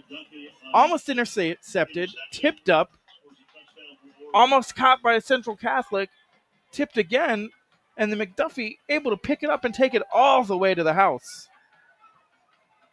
And if you're an old football head or a football fan, fan at home, you are wondering why many years ago you practiced the tip drill. And example number one was right there. That was definitely the tip drill. Gonzalez out on the field to attempt the extra point. With 8 seconds left to go here in the half, Orrville picks it off and takes it to the house.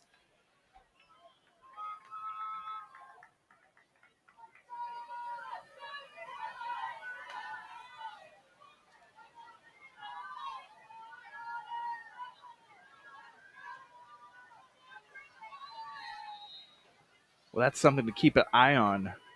Borkwin limping to the sidelines, grabbing a bag of ice. The kick is up, and it is good. And it is 28 Orrville, Central Catholic 0. Mike, as I look through my notes here, I actually looked for McDuffie, who just had that pick six.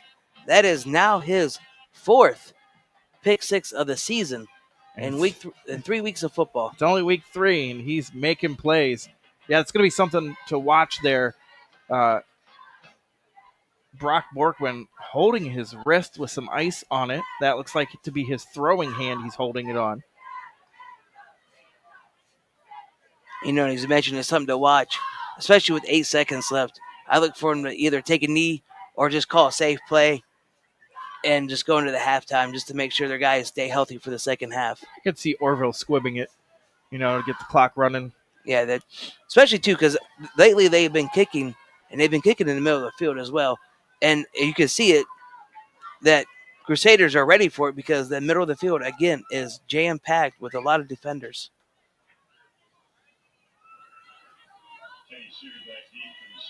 So Kenny Siri back deep for the Crusaders.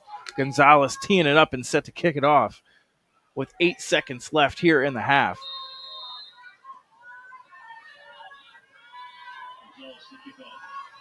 Kick is up, and it is going to be squibbed. Takes a hop. Looks like Sharetti able to pick it up. Nowhere to go. He is knocked down about the 32-yard line. And that is going to run out the first half. Orrville Red Riders all over Canton Central Catholic, 28-0 as we go into halftime. We'll be back after this.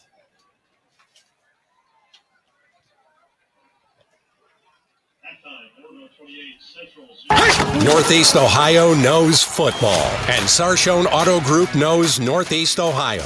As an official partner of the Cleveland Browns, Sarshone Auto Group serves our community with the best selection and the best service. From Ford, Chevy, Chrysler, Dodge, Jeep, Ram, and more. From the toughest trucks to the SUVs that fit your family. Sarshone Auto Group, an official partner of the Cleveland Browns, and the place where Northeast Ohio comes to drive. Visit sarshone.com. High school football exemplifies the true meaning of teamwork. At Friends and Family Credit Union, our team of local friendly professionals offer the same true spirit for our members with a wide array of products from vehicle loans to personal loans, family secure checking with ID Protect, mortgage, home equity line of credit, and more. For over 60 years, we have the game plan for your financial well-being. Visit any of our 3 convenient locations, online or mobile banking. Now, more than ever, it's time to bring a friend into the family. Looking for your home for local sports? Head over to Q92radiosports.com, the official website of Q92 Sports Network. Catch every live broadcast of high school games and Mount Union sports. Stay up to date with the latest local sports stories. Check scores from around the area and never miss a game with our full broadcast schedule. It's everything sports all in one place. Q92radiosports.com, your local sports connection. Hey, sports fans, want the latest local sports news, game photos, coach and player interviews, and live play-by-play coverage? Then follow Q92 Sports on social media now. We're on Facebook, Instagram, X, Threads, YouTube, and SoundCloud. Like, follow, and subscribe today. Catch the highlights, relive the moments, and stay connected to your hometown teams. Q92 Sports, your home for everything local sports. Real teams, real action, real coverage. Follow Q92 Sports on social media. From the newsroom, I'm Jeff Mears with this halftime edition of AM 1310 WDPN News. A Canton woman who allegedly stabbed her daughter to death has been formally charged with the crime. Stark County grand jury indicted 49-year-old Terry Niner on charges of involuntary manslaughter and negligent assault. She was initially charged with murder, felonious assault, and domestic violence. In the July 10th incident at her home on 20th Street Northeast, Niner is accused of stabbing 30-year-old Ayla Mangan of Canton in the back during an argument. She later died of her injuries at Mercy Hospital. The grand jury declined to indict Niner's husband, who was charged with obstructing justice. Terry Niner is scheduled for arraignment September 12th in common pleas court. A Holmes County woman faces 7 counts, including aggravated murder, after an indictment by a Tuscarawas County grand jury. 40-year-old Ruth Miller is expected to be arraigned Monday in Tuscarawas County Common Pleas Court. Miller's 4-year-old son Vincent drowned in Atwood Lake August 23rd. Sheriff Orvis Campbell said the incident was a result of a religious delusion. Miller had driven a golf cart into the lake at the Marina West that morning with 4 of her children as passengers. The boy's body was found in the lake that night. A 15-year-old daughter and twin 18-year-old sons got out of the water on their own. $3.7 million has been awarded in emergency shelter and support service grants for domestic violence victims and their dependents in Ohio. The State Office of Criminal Justice Service awarded the grants Wednesday. Alliance Area Domestic Violence Shelter will receive more than $39,000, while the Domestic Violence Project of Stark County will get $95,000. $40,000 will go to Catholic Charities Regional Agency of Columbiana County and $76,600 to Compass Family and Community Services of Mahoning County. The money covers the year ending June 30th, 2026. 2 lawsuits stemming from the 2023 train derailment in East Palestine have been transferred to Columbiana County Common Pleas Court. The cases were filed in Franklin County, but a change of venue was granted after a defendant argued the incident occurred in Columbiana County. The plaintiffs include area residents who opted out of a class action lawsuit settled in federal court, as well as some who opted in. The 52 defendants include Norfolk Southern, environmental cleanup companies, healthcare providers, and local governments, police and fire departments, and schools. They're accused of failing to protect the public or warn of the dangers presented by chemicals released after the accident. The suits also allege the wrongful deaths of 7 people after the derailment. A Massillon man arrested after a police chase across state lines Sunday night is set to appear in court on charges in West Virginia. A hearing for 41-year-old Van Jones is scheduled Thursday in Hancock County Magistrate Court. He's charged with fleeing, receiving stolen property, and driving with a suspended license. Jones is accused of leading a Columbiana County Sheriff's deputy and East Liverpool police officer on a pursuit in a stolen vehicle from Route 39 to the Chester exit across the state line on Route 30. After his extradition, he faces charges including robbery, strangulation, and intimidation. Jones also is charged with violating a protection order. More news after this. The Q92 Sports Network brings you more high school football and basketball games than anyone else, by far. But did you know that you can go back and listen to our broadcast again? Simply go to the Q92 radio page on SoundCloud. We posted the games we broadcast for everyone to go back and relive. We have playlists filled with our high school football broadcasts from 2016 to this season. So go to SoundCloud now, follow Q92 Radio, and listen. And thank you for listening to all of our sports broadcasts of high school football and basketball on the Q92 Sports Network.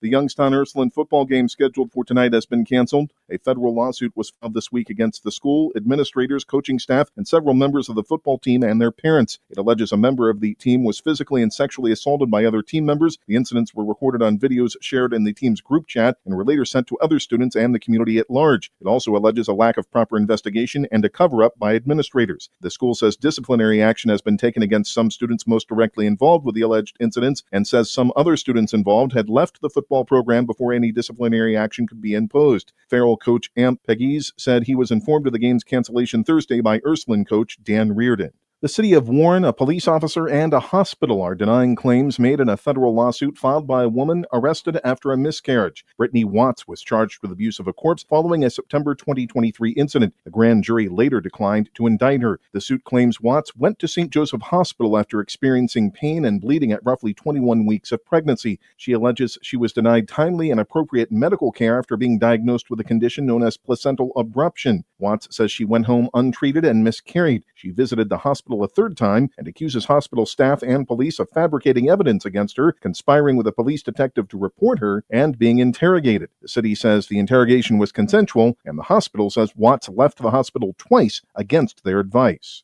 A Warren man is guilty of kidnapping and felonious assault. A jury in Trumbull County Common Pleas Court returned the verdict Thursday in the case of 64-year-old John Baker. He was acquitted of rape. On February 20th, Baker was accused of sexually assaulting a 70-year-old woman in Champion Township. The victim then locked herself in a bathroom. Baker was arrested after he was found in the woman's home. Police found a knife in the bedroom and noted stab marks on the bathroom door. A pre-sentence investigation will be conducted before he receives his sentence. A Detroit man was arrested after being stopped on I-80 in Portage County this week. 26-year-old Jalen Davis was charged with trafficking in meth and possession of a controlled substance. The sheriff's office says a package containing about 220 grams of methamphetamine was found by a canine officer. The car was stopped by deputies and the Portage Aggressive Crime Enforcement Unit for a minor traffic violation. We'll return you to the stadium for the second half of tonight's game, but first a look at the forecast. For the overnight, increasingly cloudy skies with a low near 54. Tomorrow, a chance of morning showers. Clouds will gradually make way for mostly sunny skies, a high around 70. Saturday night, partly cloudy, cooler, a low of 46. Mostly sunny on Sunday, a high around 68. From the AM 1310 WDPN newsroom, I'm Jeff Mears. When it comes to sports, Sam Berkwin brings the heat. Catch the Sam Berkwin Show weekdays from 3 to 6 p.m. on AM 1310 WDPN and streaming live on the WDPN Facebook and X pages, plus the Q92 YouTube channel. From the Browns to the Buckeyes, the Guardians, Cavs, and your local high school teams, if it's making headlines in the sports world, Sam is talking about it. It's the local sports talk you want. The Sam Berkwin Show, weekday afternoons on AM 1310 WDPN. Northeast Ohio knows football, and Sarshone Auto Group knows Northeast Ohio. As an official partner of the Cleveland Browns, Sarshone Auto Group serves our community with the best selection and the best service. From Ford, Chevy, Chrysler, Dodge, Jeep, Ram, and more. From the toughest trucks to the SUVs that fit your family. Sarshone Auto Group, an official partner of the Cleveland Browns, and the place where Northeast Ohio comes to drive. Visit sarshone.com. Looking for your home for local sports? Head over to Q92radiosports.com, the official website of Q92 Sports Network. Catch every live broadcast of high school games and Mount Union sports. Stay up to date with the latest local sports stories. Check scores from around the area and never miss a game with our full broadcast schedule. It's everything sports all in one place. Q92radiosports.com, your local sports connection.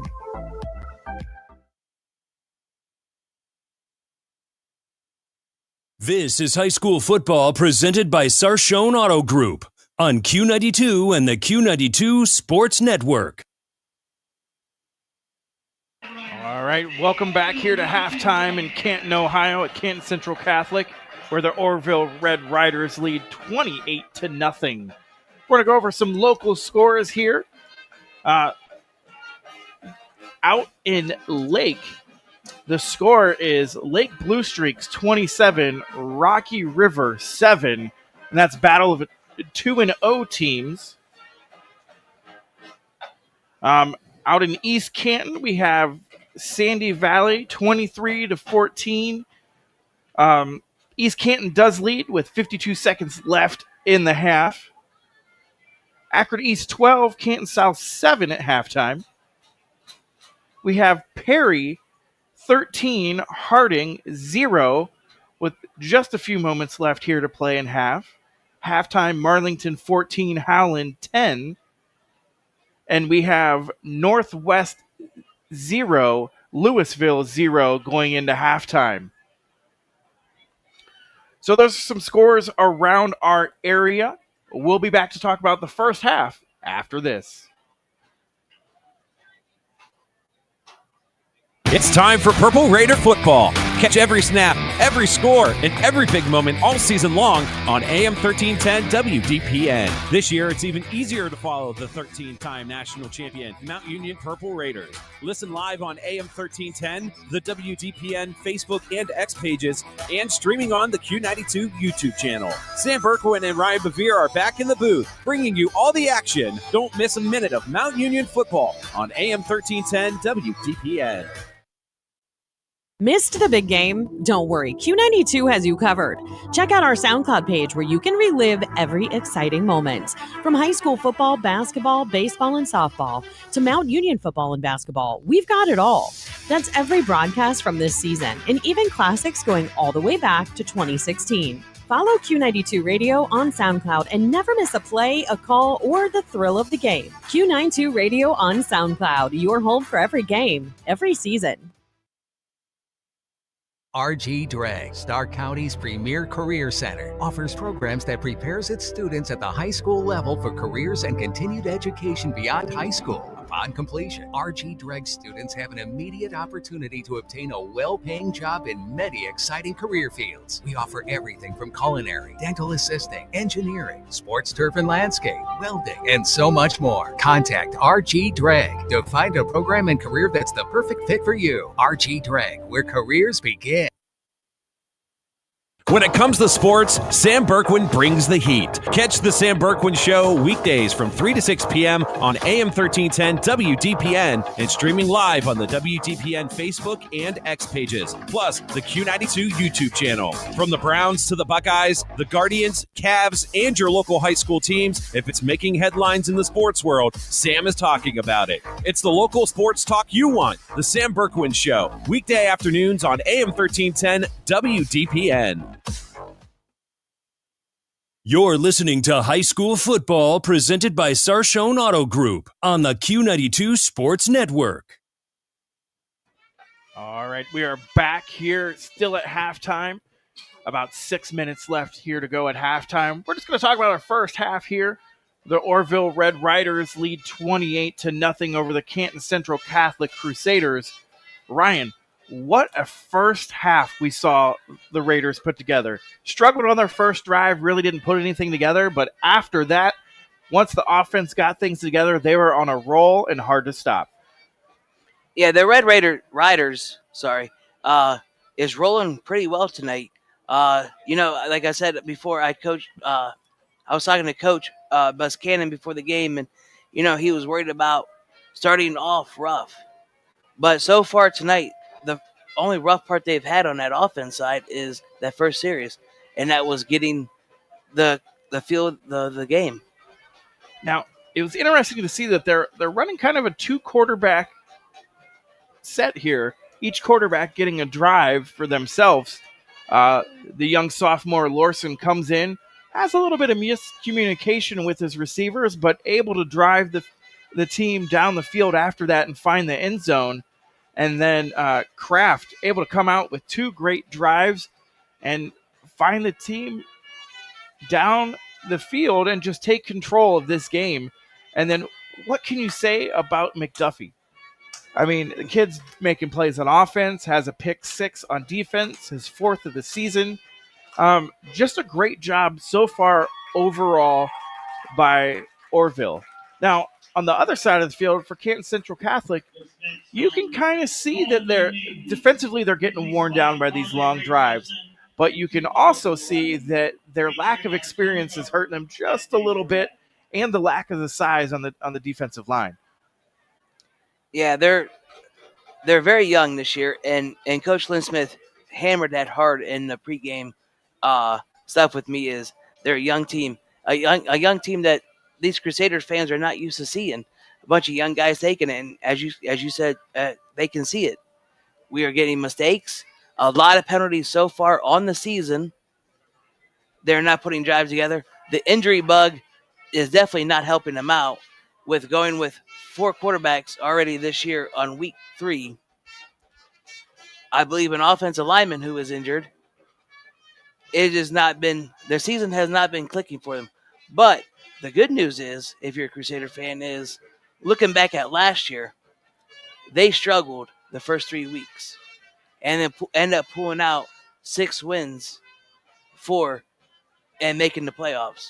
So there's a plus side to that. It's almost a similar season. We'll see how it plays out. You know, the nice thing for the Crusaders is Berkwin's put together some nice drives. They just seem to stall out when they get to the Orrville side of the field. Just unable to find receivers open, have a little bit of the dropsies, making some tip drills and making Orrville look a little bit better than what they are, you know, tipping the ball up and able to get that pick 6 right before halftime. Offensively, the Crusaders I don't think are playing very bad. Orrville is just making more plays. Yes, I agree with that. I think they're making more big plays. But we also talk about that Crusaders team with being young, with 4 quarterbacks, with Borquin coming back after a week 1 injury. Everything is still new to them in a sense. Yeah, it'll be interesting. So if you're Central Catholic and you're coach, what are you saying to your guys in the locker room at halftime? You know, right now at halftime, I'll be talking to my team about, you know, getting our guys the ball, making the plays, finishing drives, obviously with touchdowns. You got to finish drives. You got to finish. And also, I mean, so far tonight, they've done a really good job on the penalties than they've done in the last 2 weeks. But they also got to limit the penalties because that is hurting them as well. And if you're Orrville, what are you saying to your guys? If I'm Orrville, I'm down there. I'm talking to them. I'm telling them, you know, we got to keep going how we're doing. We got to put our guys in the right positions. We got to make that adjustments where, you know, try to get McDuffie another pick 6 or Cakes McDaniels, who has another couple pick 6s on the year. You got to get their guys, their playmakers, the ball, and you got to get to them and make big plays. So we are about 150 left here at halftime. Both teams are coming out onto the field to get their pregame stretches. And Ryan, I think it's a big thing is that for Orrville, you have to keep pushing forward. You know, you can't be satisfied with what you did that half. You got to keep focused and keep winning at the line of scrimmage. I think for Canton Central Catholic, you got to take a deep breath. You know, push through these adversities. You're getting some nice passing yards, all right? The running game is struggling a little bit. Defensively, you know, you had 2 drives where you did a nice job of bending and not breaking. I think they're just getting worn down by Hostetler. They're just handing that ball off and letting him go right up the middle and just keep churning for those yards. So you got to eliminate the mental mistakes because, you know, you had a special teams error on the drive there for Central Catholic with the punt going over the head in the end zone for a touchdown, and you had a pick 6. So that's 2 touchdowns that really weren't the defense's fault. They did a nice job of getting the teams off the field and doing their job. Yeah, they're doing a great job, but I'm going to add 3 mistakes there. I think they got very lucky with that kickoff right there when it almost was another Orrville touchdown. I think it was one of those iffy plays, and I think the luck was on their side with that. So we are close to kicking things off here in the second half. We've got a score in that just came in. Perry 13, Harding 0. Louisville gets on the board first to start the third quarter to lead Northwest 7-0. That is a tight game over there. I know Coach DeMarco going back to Louisville for the first time since he left. So it'll be interesting to see how that game plays out. And it's definitely the DeMarco Bull right there. And, if you're DeMarco, you definitely want to come out on top. It's always a nice feeling as a coach to go in somewhere where you coached before and end up pulling that win. So we're getting ready here. The marching band's coming off the field. Teams are stretching. We are going to take a quick break while the marching band gets off the field. We'll be right back after this. Hey, sports fans, want the latest local sports news, game photos, coach and player interviews, and live play-by-play coverage? Then follow Q92 Sports on social media now. We're on Facebook, Instagram, X, Threads, YouTube, and SoundCloud. Like, follow, and subscribe today. Catch the highlights, relive the moments, and stay connected to your hometown teams. Q92 Sports, your home for everything local sports. Real teams, real action, real coverage. Follow Q92 Sports on social media. This is high school football presented by Sarshone Auto Group on Q92 and the Q92 Sports Network. All right, we are back here just about ready to start the second half. Canton Central Catholic will get the ball to start second half. They are hungry to get things going. Orrville doing a great job of marching the ball down the field against Crusaders. Let's see who will come out at quarterback for them when they get their first offensive series. Ryan, as we start the second half, what does Canton have to do to get things rolling? I know you talked about staying out of the penalties. We had a lot of offsides, illegal formations, things pushing them back and forth. And long snaps have been low, a little bit high, so it's been kind of iffy for them. What do you got to do for that offense to get things rolling? It's going to be about consistency this series, this half. It's, all right, we got you guys. We're here. No one's injured this game yet. Let's go out there and let's put something together with a team that we're going to play with the rest of the season because we got all our guys out there. And like you said, it's another half. No matter if you're winning or losing, it's 0-0 ball game, and that's the mentality you have to have out there. Well, and stepping up big for the Crusaders has been Patrick Scheretti, the sophomore.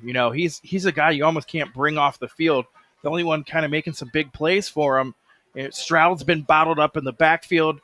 Berkwin able to find Scheretti in the flats, right in the middle of the field, finding that open space. He's a kid you got to watch out for, and you got to get the ball in his hands this half. Yeah, I'm looking for quick passes to him in the middle of the field. That's what was working for them. That's when they were making 15 yards here, 15 yards that. And I think that's what they got to do this half is they got to get him the ball, and they got to get him to extend plays for them.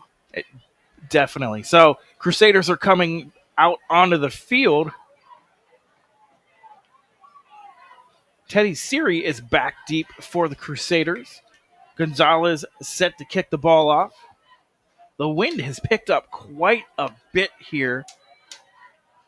So that'll be interesting to see how the passing game works. We got some wind and a little bit of a mist, it looks like. Yeah, a little bit of drizzle. But I don't think it's anything heavy. I don't think it's going to get heavy until later this evening.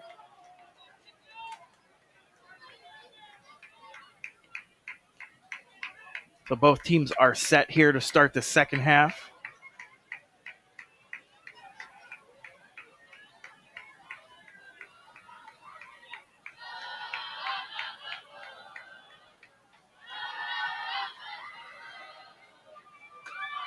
We're waiting on the officials here to give them the okay.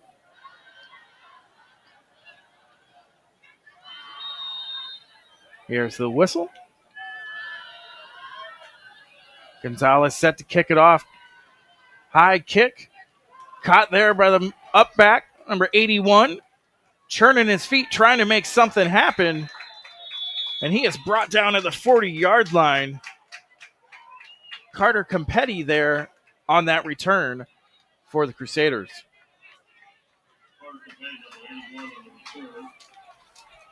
So Berkwin bringing the ball out for the Crusaders.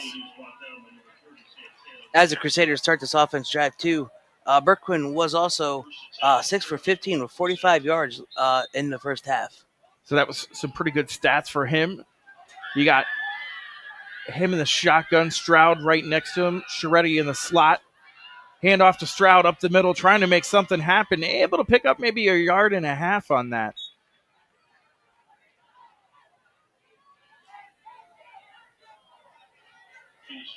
Brought down by number 17 for Orrville.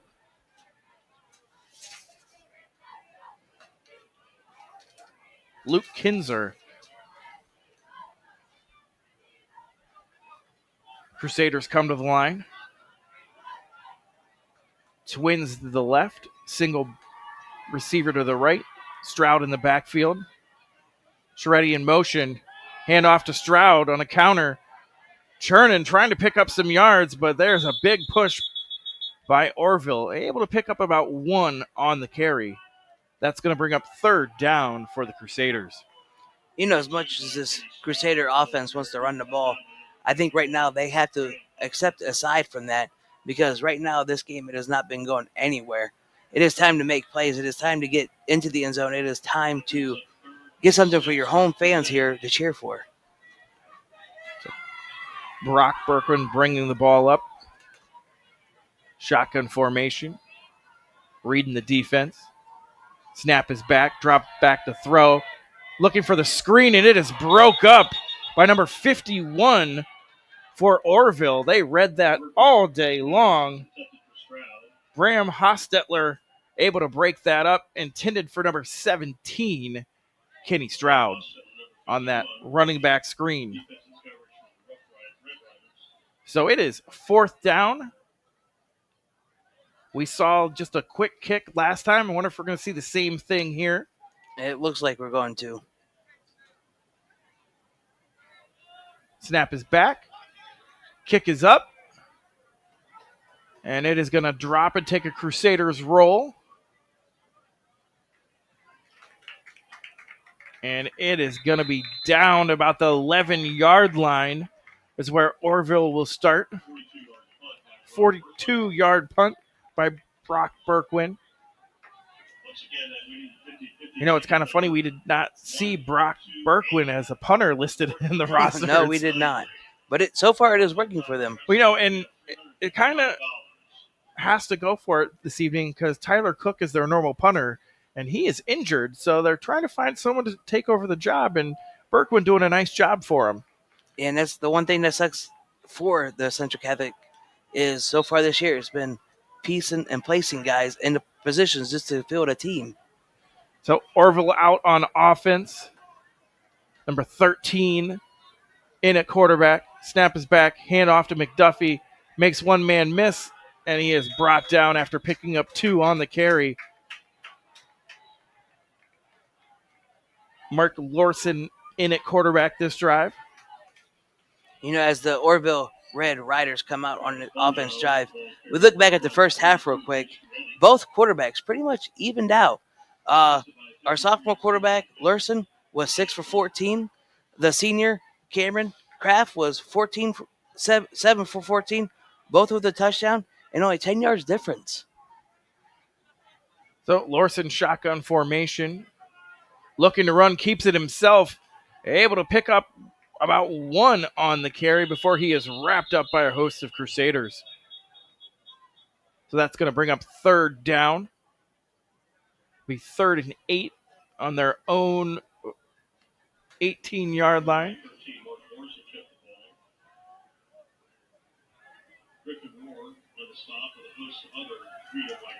This will also be a test for the Crusader defenses. We talk about halftime adjustments.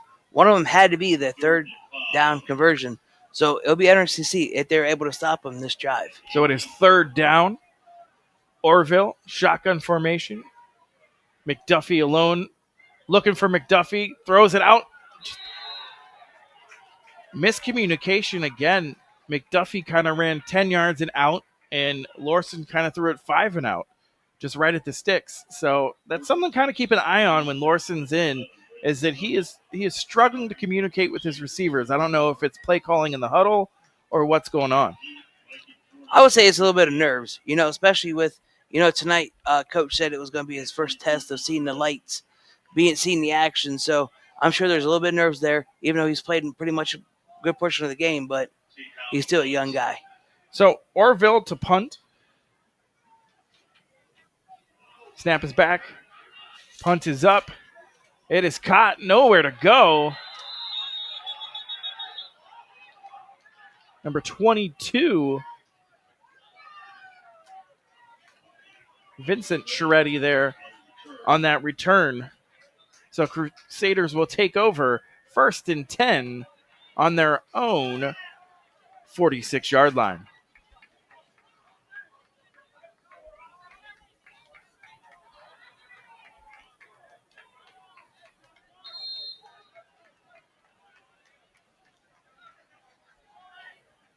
So Burke went out again with the offense.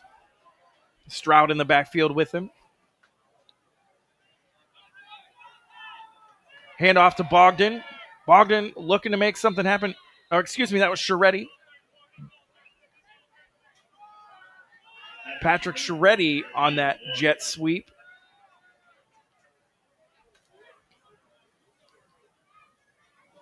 As the Crusaders start their second drive here tonight, we're seeing a lot of run heavy. I wonder if they're trying to suck the defense in to load the box so they can finally get Patrick the ball and get him a big play. Yeah, and I think the big thing is that you got to find out where McDuffie is on the field. So, shotgun formation for the Crusaders. Man in motion. Hand off to the jet sweep. He is up the field for about a gain of 2. That ball carrier was number 81, Competti.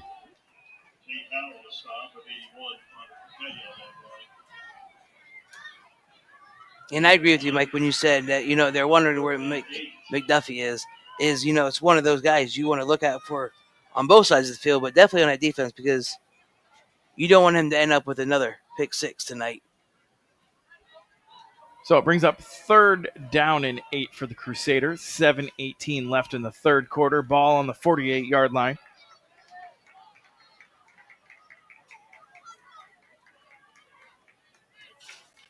Snap is back. Berkwin looking to throw. Trying to throw that sweep to Stroud. Able to make one-man miss. Trying to keep his legs churning. He is brought down short of the first down. Brought down by number 17, Luke Kinzer.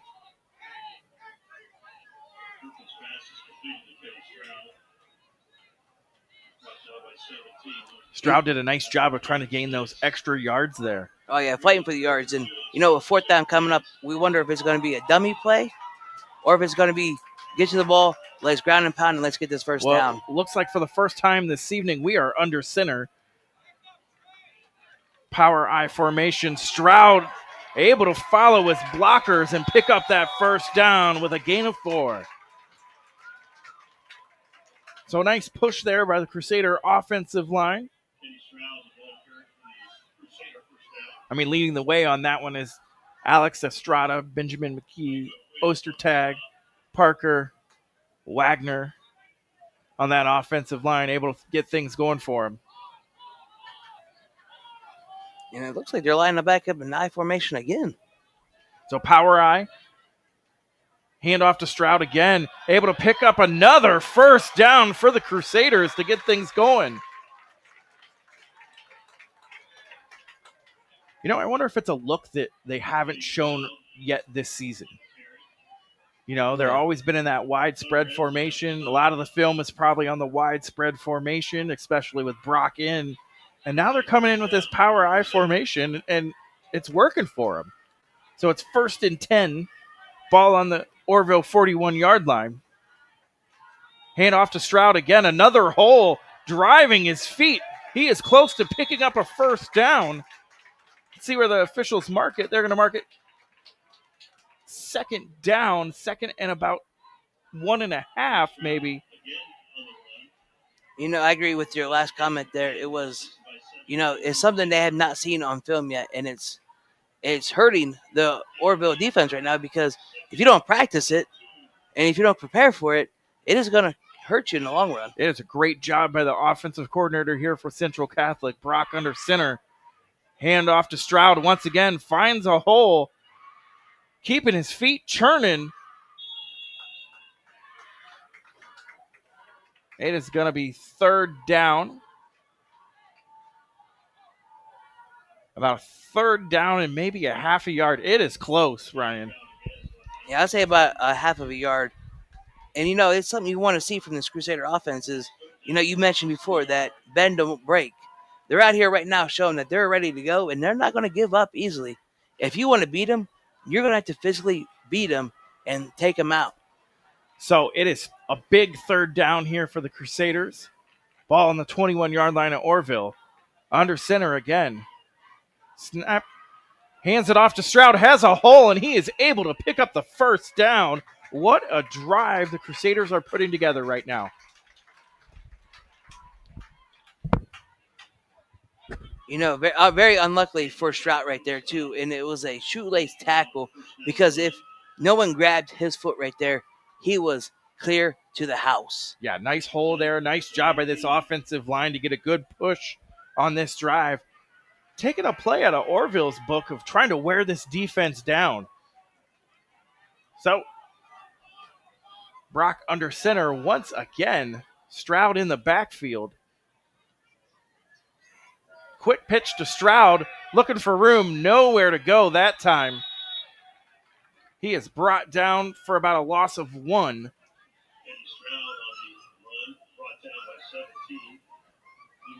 Luke Kinzer on that tackle for Orrville.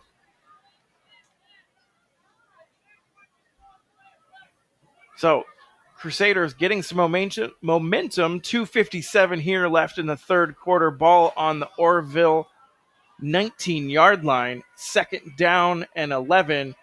Borkwin drops into the shotgun, changes his formation. Man in motion. Hands it off. Scheretti looking for room to run. Has one man to beat. Beats him and finds his way into the end zone. Beautiful run by Patrick Scheretti, finding the end zone for the first time this evening for Canton Central Catholic.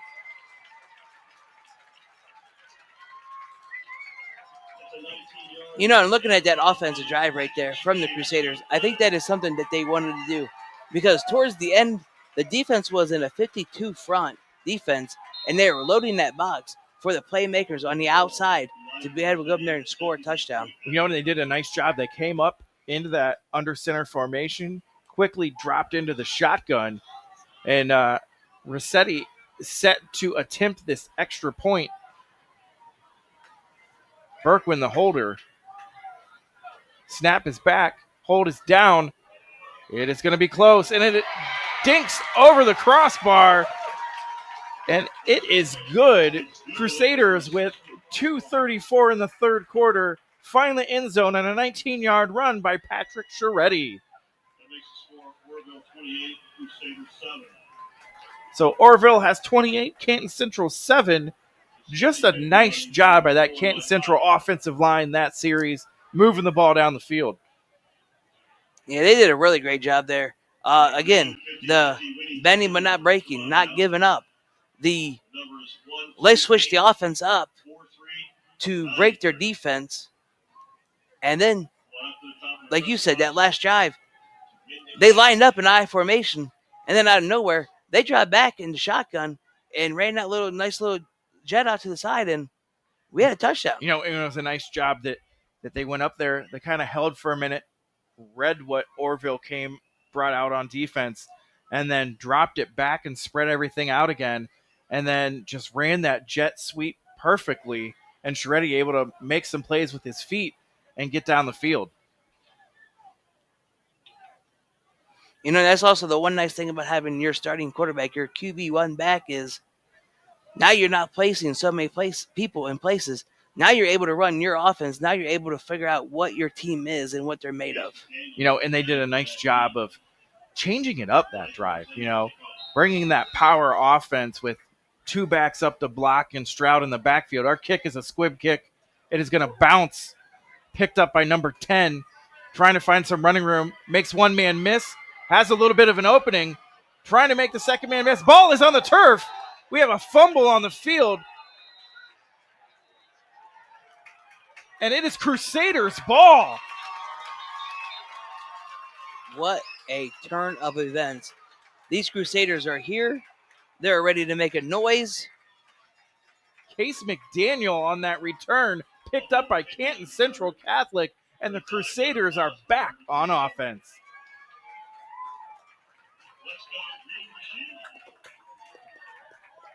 So Canton Central coming out of halftime. I don't know what Coach Linder Smith gave the halftime speech, but he's got his boys ready to roll.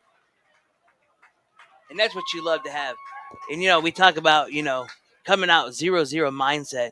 And the Crusaders are showing that they're ready to go. And I can't wait for them to line back up in this power I, hopefully, and make some plays. So Berkwin going back under center. Sharetti, the up back. Looks like Seeley's the other up back. Stroud behind them. Hand off to Stroud. Oh, that defensive line of Orrville got a nice push on that one. And it's going to be a loss of 1 for the Crusaders. A lot of runs to that left side of the Orrville defense. We haven't had much coming to the right side. So it is 2nd and 11, 1:59 left here to go in the third quarter. Canton Central trying to put together a drive and get on the board for the second time this evening.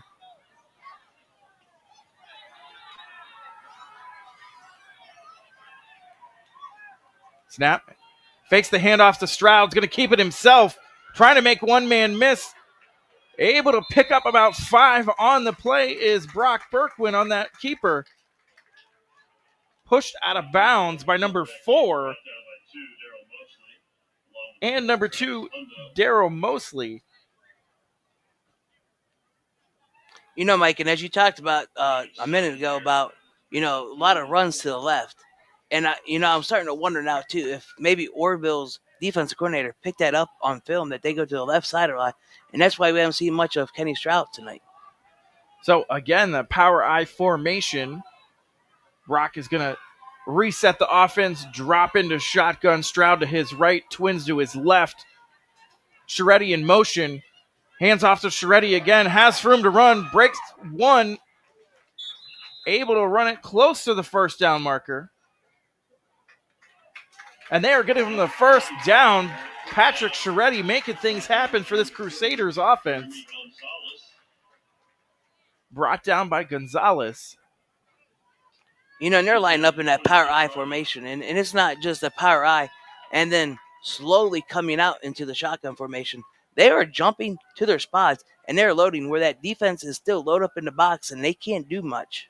So, power I formation for Berkwin and his offense. Snap. Hands off to Stroud. Has a little bit of running room. He is brought down after about a gain of 1 by number 10, Case McDaniel.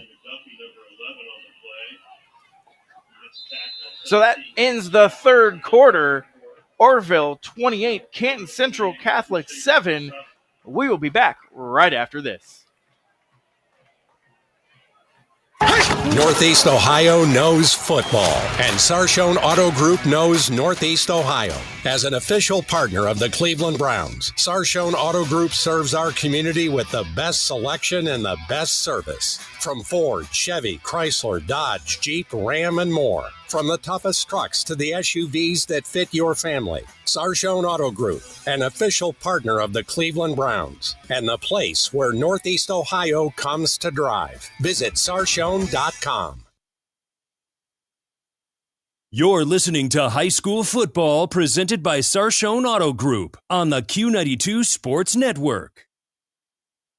All right, we are back to start the fourth quarter here with Orrville 28, Canton Central Catholic 7. Canton Central Catholic has the ball. They are driving. It is 2nd and 8 on Orrville's 24-yard line. As teams come out running on the field, I want to go back to a previous note that I made before the game. Orrville leads the series 2-0 when they played. Both times Orrville's won by 21 points or more. And, that's good news if you're an Orrville fan. But this Crusader team is knocking on the door to score again, and they're not stepping down. They're trying to step the game up, and they are taking back control of the game. So, power I formation. Hand off to Stroud. going around the edge, able to pick up about 3 yards on the carry. Brought down by number 2, Daniel Mosley.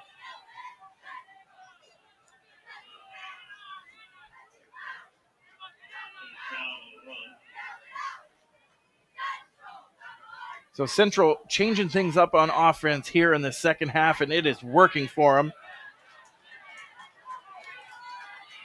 I believe this is going to be the true identity of the team here. Snap for the Crusaders. Handoff to Stroud. He is met at the offensive line. Tries to keep his feet moving. Maybe pick up of a yard. Kraft on the stop for the Red Riders. So it is going to be 4th and 2 for the Crusaders, trying to make something happen this drive. You know, if I'm the Crusaders, I'm looking at Patrick Scheretti. Oh, 100%. I'm ready for that.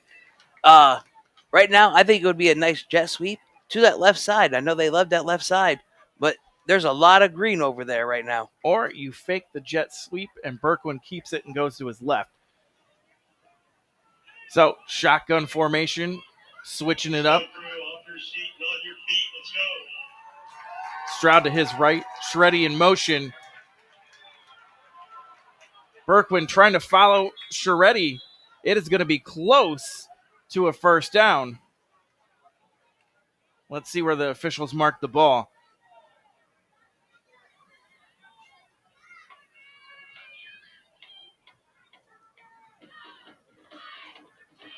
I think they're going to need the sticks up to come out and look at it. Officials are trying to eye it up on their own before bringing the sticks out. You know, Orrville out there, Orrville's defense definitely out there trying to make a good cause. But they're trying to sway him. I don't know why they're not bringing the sticks out. They're trying. There we go. Here come the sticks finally. So a big measurement for the Crusaders.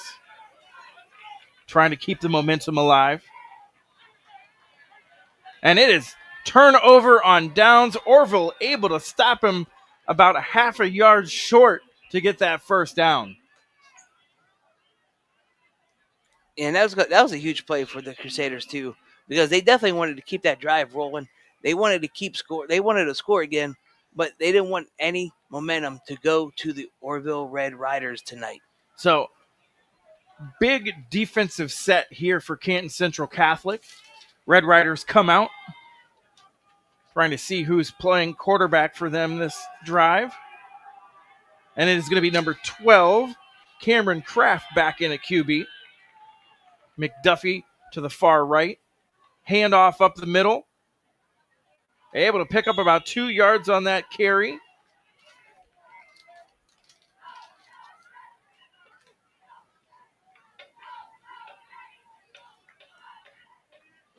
You know, need for the Orrville Red Riders right now too, especially on the offensive side, especially where we're at in the game. You're not looking for any big plays. You are looking just to get first downs. You're looking to waste as much clock as you can so you can go home tonight with the victory.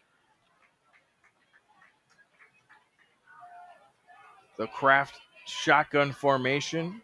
Hostetler to his right. McDuffie, the wide out. Looking to throw. Trying to go deep. Has a man. Oh, it is just through his fingers. Had a couple steps on him. Looking to make that completion to McDuffie. Just overthrew him a little bit.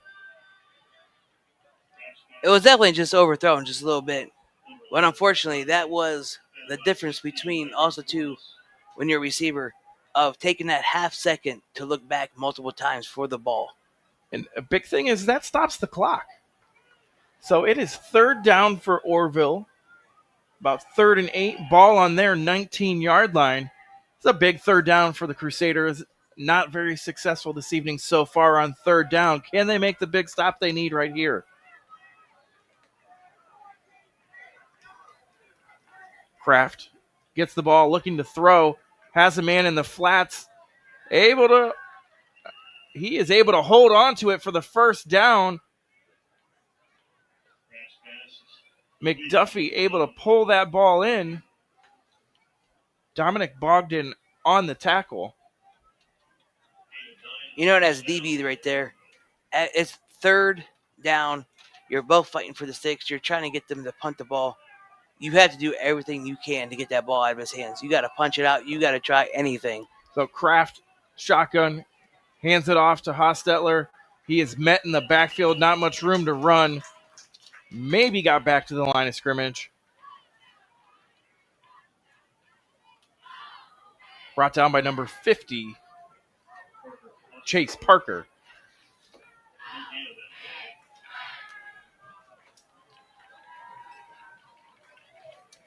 So it is second and 10 on the 28-yard line of Orrville. Shotgun formation. McDuffie, far receiver to the right.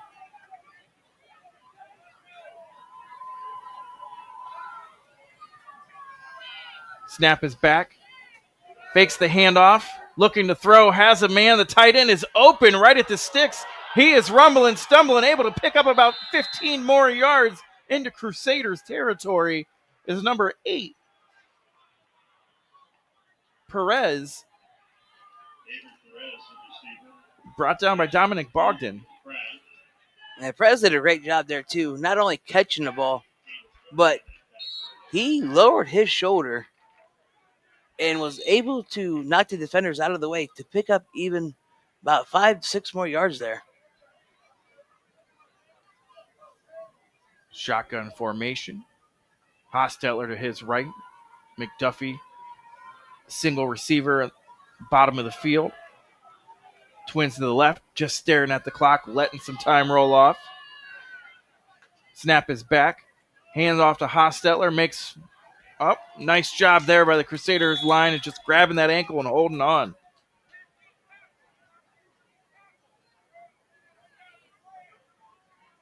Number 50 on that tackle for the Crusaders, Chase Parker. You know, and this is what they need for this offensive drive, too. Yes, a touchdown would be nice again. But right now, just have that clock be your best friend and wind it down as much as you can, especially with being almost in the middle of the field here. Shotgun formation. McDuffie single down below. Safety over top. Snap is back. Fakes the handoff. Looks for the quick screen. Able to pick up a yard, but Dominic Bogdan there to make the tackle. Shoop on the reception. So some quick scores. Louisville 10, Northwestern 3, 5:50 in the fourth quarter. Akron East 20, Canton South 13 still in the third quarter. Marlington 20, Howland 13. There was a block extra point. 2:20 left in the third quarter.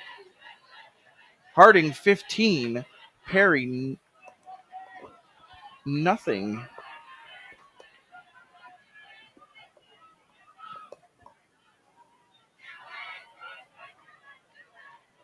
Shotgun formation. Snap is back. Rolling out is Kraft. Has a man. It is right through his fingers. Just overthrew him just a little bit. Klein, the intended receiver there.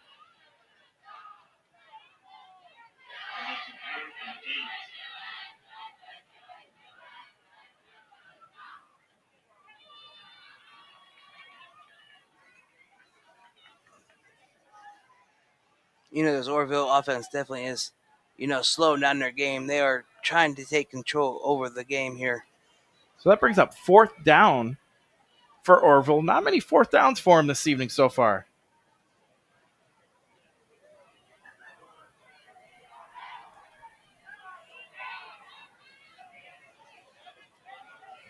I'm sorry, Perry is up 15-0 on Harding. Misread that score there coming in.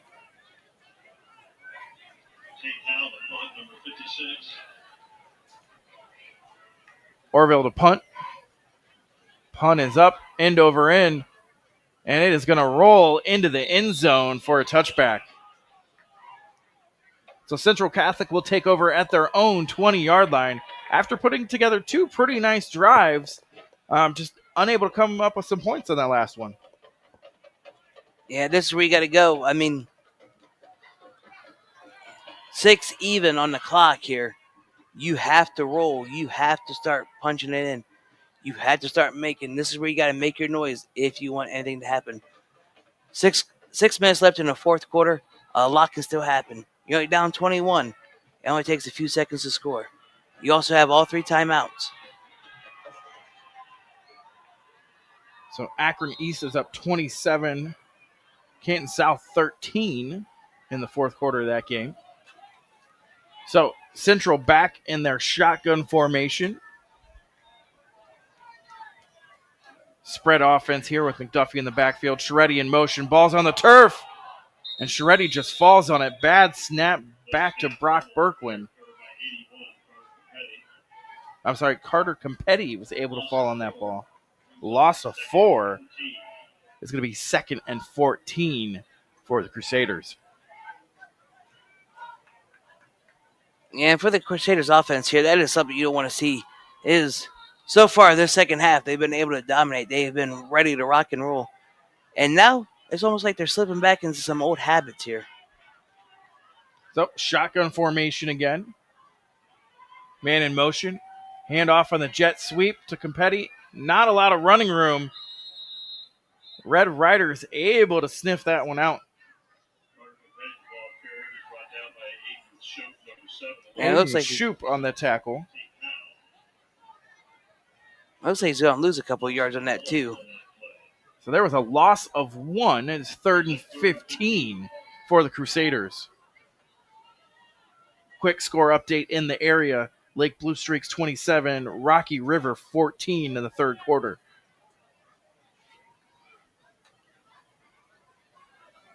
So shotgun formation again. Stroud in the backfield. Man in motion. Double reverse. Not a lot of running room. Orrville does not fall for it. Sharetti maybe getting a yard out of that. And right now for the Crusader offense, that's something you don't want to see. When they got the ball, it was 6 minutes. It is now 4:40. A minute and 20 seconds, and you're already getting ready to punt the ball away. That's not what you wanted there. So look for that quick kick here by Brock. Snap is back. Almost blocked, but Berkwin able to get off a nice punt. It is going to take a Crusaders roll and stop about the 34-yard line of Orrville.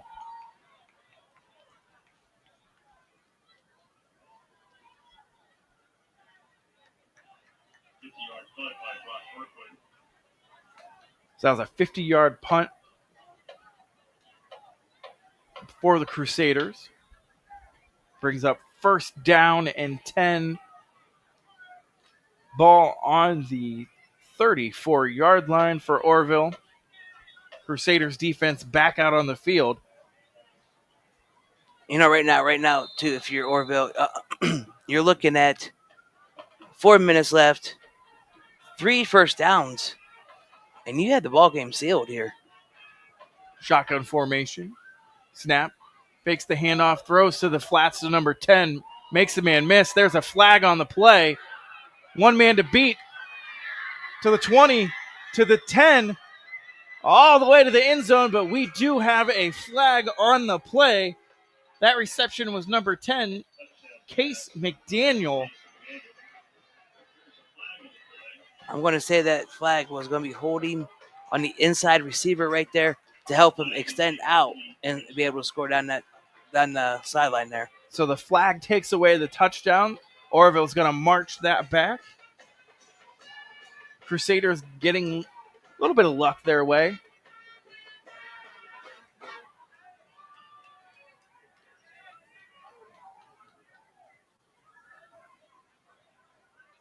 Yeah, for the Orrville offense, this is one of those plays, too, where it's this second down right now is hard because your offense just sprinted about 40 yards down to sprint 40 yards back up to hopefully run another play here.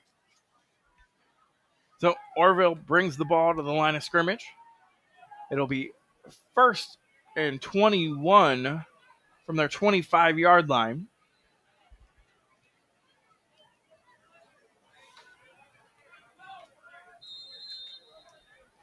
Shotgun formation. Twins to the right. Snap is back. Fakes the handoff to Hostetler. Kraft going to keep it himself. Has room to run. Picks up the first down and more. Takes the ball over the Crusaders into the territory. Big first down there by the Orrville Red Riders. That offensive play right there, as I was watching unfold, I was trying to find Parker Hostetler in that backfield. He was so lined up next to the quarterback that they almost looked like one player out there. Shotgun formation. Snap is back. Hand off to the running back. Looking for room to run. Able to pick up about 4 on the play is Hostetler.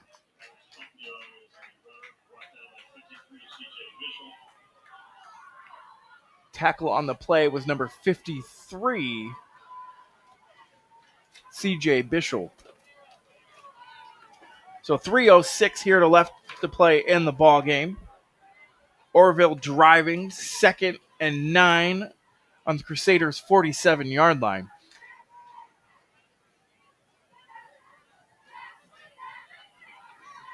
Shotgun formation. McDuffie single receiver down. Snap. Handoff again. Up the middle, looking for room to run. Is number 4 for the Red Riders. Putno on the run. About a gain of 6 there. And it's going to be 3rd and 3 for the Red Riders. You know, as they get ready for this third down play here, I'm going to expect a run. Coming up on 2 minutes here, they get a first down. They can almost wrap it up right here. So big third down here for Canton Central Catholic. Shotgun formation. Snap is back. Fakes the handoff. Kraft going to keep it himself. Up the middle. He is close to the first down. He just gets it.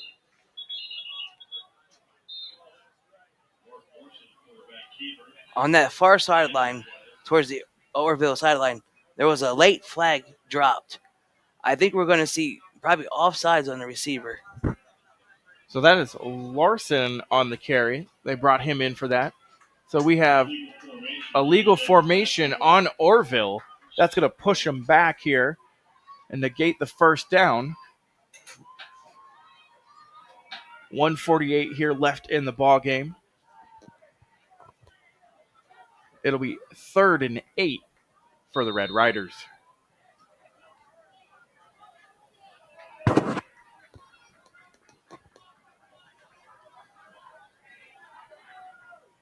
Shotgun formation. Snap is back. Fakes the handoff, and we get some whistles going. We are going to get a false start on the Riders. I'm sorry.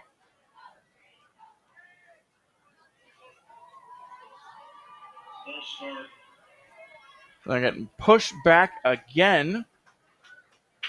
Repeat, 3rd down once again. 3rd and 13 this time. Still 1:38 left to go in the ball game.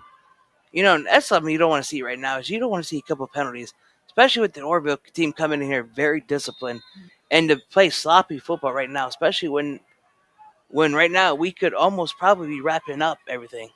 So Larson in at quarterback. McDuffie to his right, single receiver. Larson rolling out, looking to throw. Has a man in the flats, but just underthrows him. Intended receiver was number 8, Perez.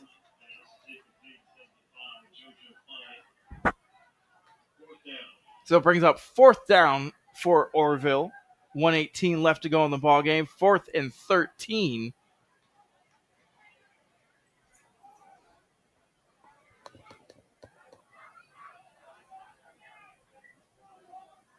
Vincent Scheretti back deep for the Crusaders.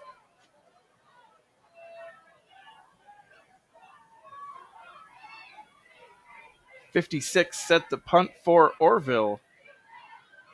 Tate Howell. Punt is off, end over end. It's going to bounce and be down by Orrville at about the 16-yard line. So Canton Central Catholic will take over on offense. 1:08 left to go in the ball game. You know, Mike, as we talked around halftime, I talked about the schedules being similar to last year for this Crusader team. Last year, as you know, we got 68 seconds left. Last year they started out 0-3, then playing Salem. This year it looks like they're going to start out again 0-3, going to Salem again next week. So shotgun formation for the Crusaders. Berkwin, Shreddy in motion. Hands off to Stroud. A nice little play call there. Able to pick up about 4 yards on the run is Kenny Stroud. We got a ball game out in Marlington. Howland 20, Marlington 20. 11 minutes left in the fourth quarter.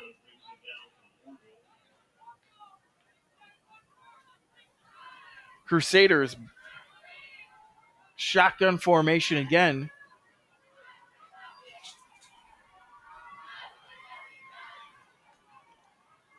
Man in motion. Hands off to Stroud the opposite way. Able to pick up about 4 yards again on the play. It's going to bring up third down.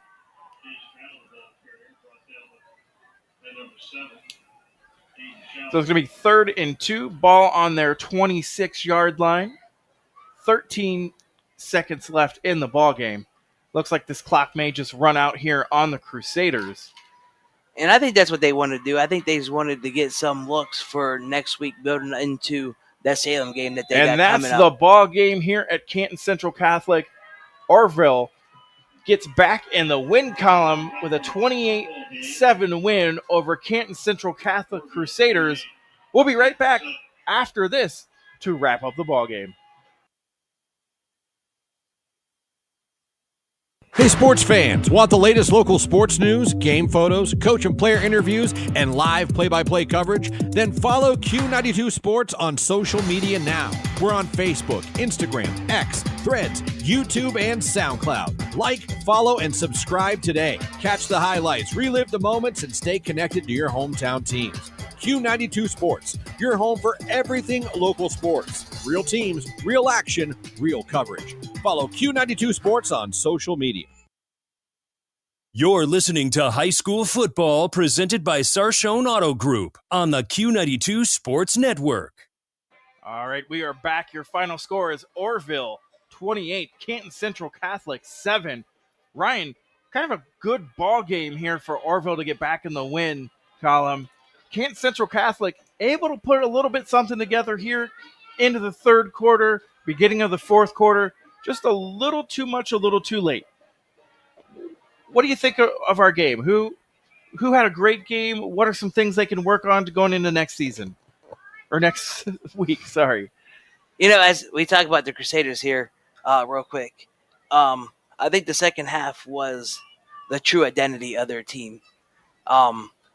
We were able to see finally a starting group for the Crusaders come together and play a sound one game of football completed together. And that second half, I think they showed who they're going to be. They're going to be a quick, explosive team, but they're also not going to be a team that's not going to be afraid to ground and pound when they have to. For the Orrville Red Riders, I think our player of the game, who I'm going to interview here shortly, will be McDuffie. We got a pair of touchdowns. We got another pick 6 on the season. Couple of times he made the big plays. He was there for the team. He put that team on the back, and it showed tonight. Yeah, and Orrville did a great job on offense. Both quarterbacks coming out, commanding the offense, able to march the team down the field. Canton Central Catholic did a really nice job on defense on first to third down. And then on third downs, they really struggled to get off the field. And but offensively, it was nice to see them move the ball, come out with a different game plan out of halftime.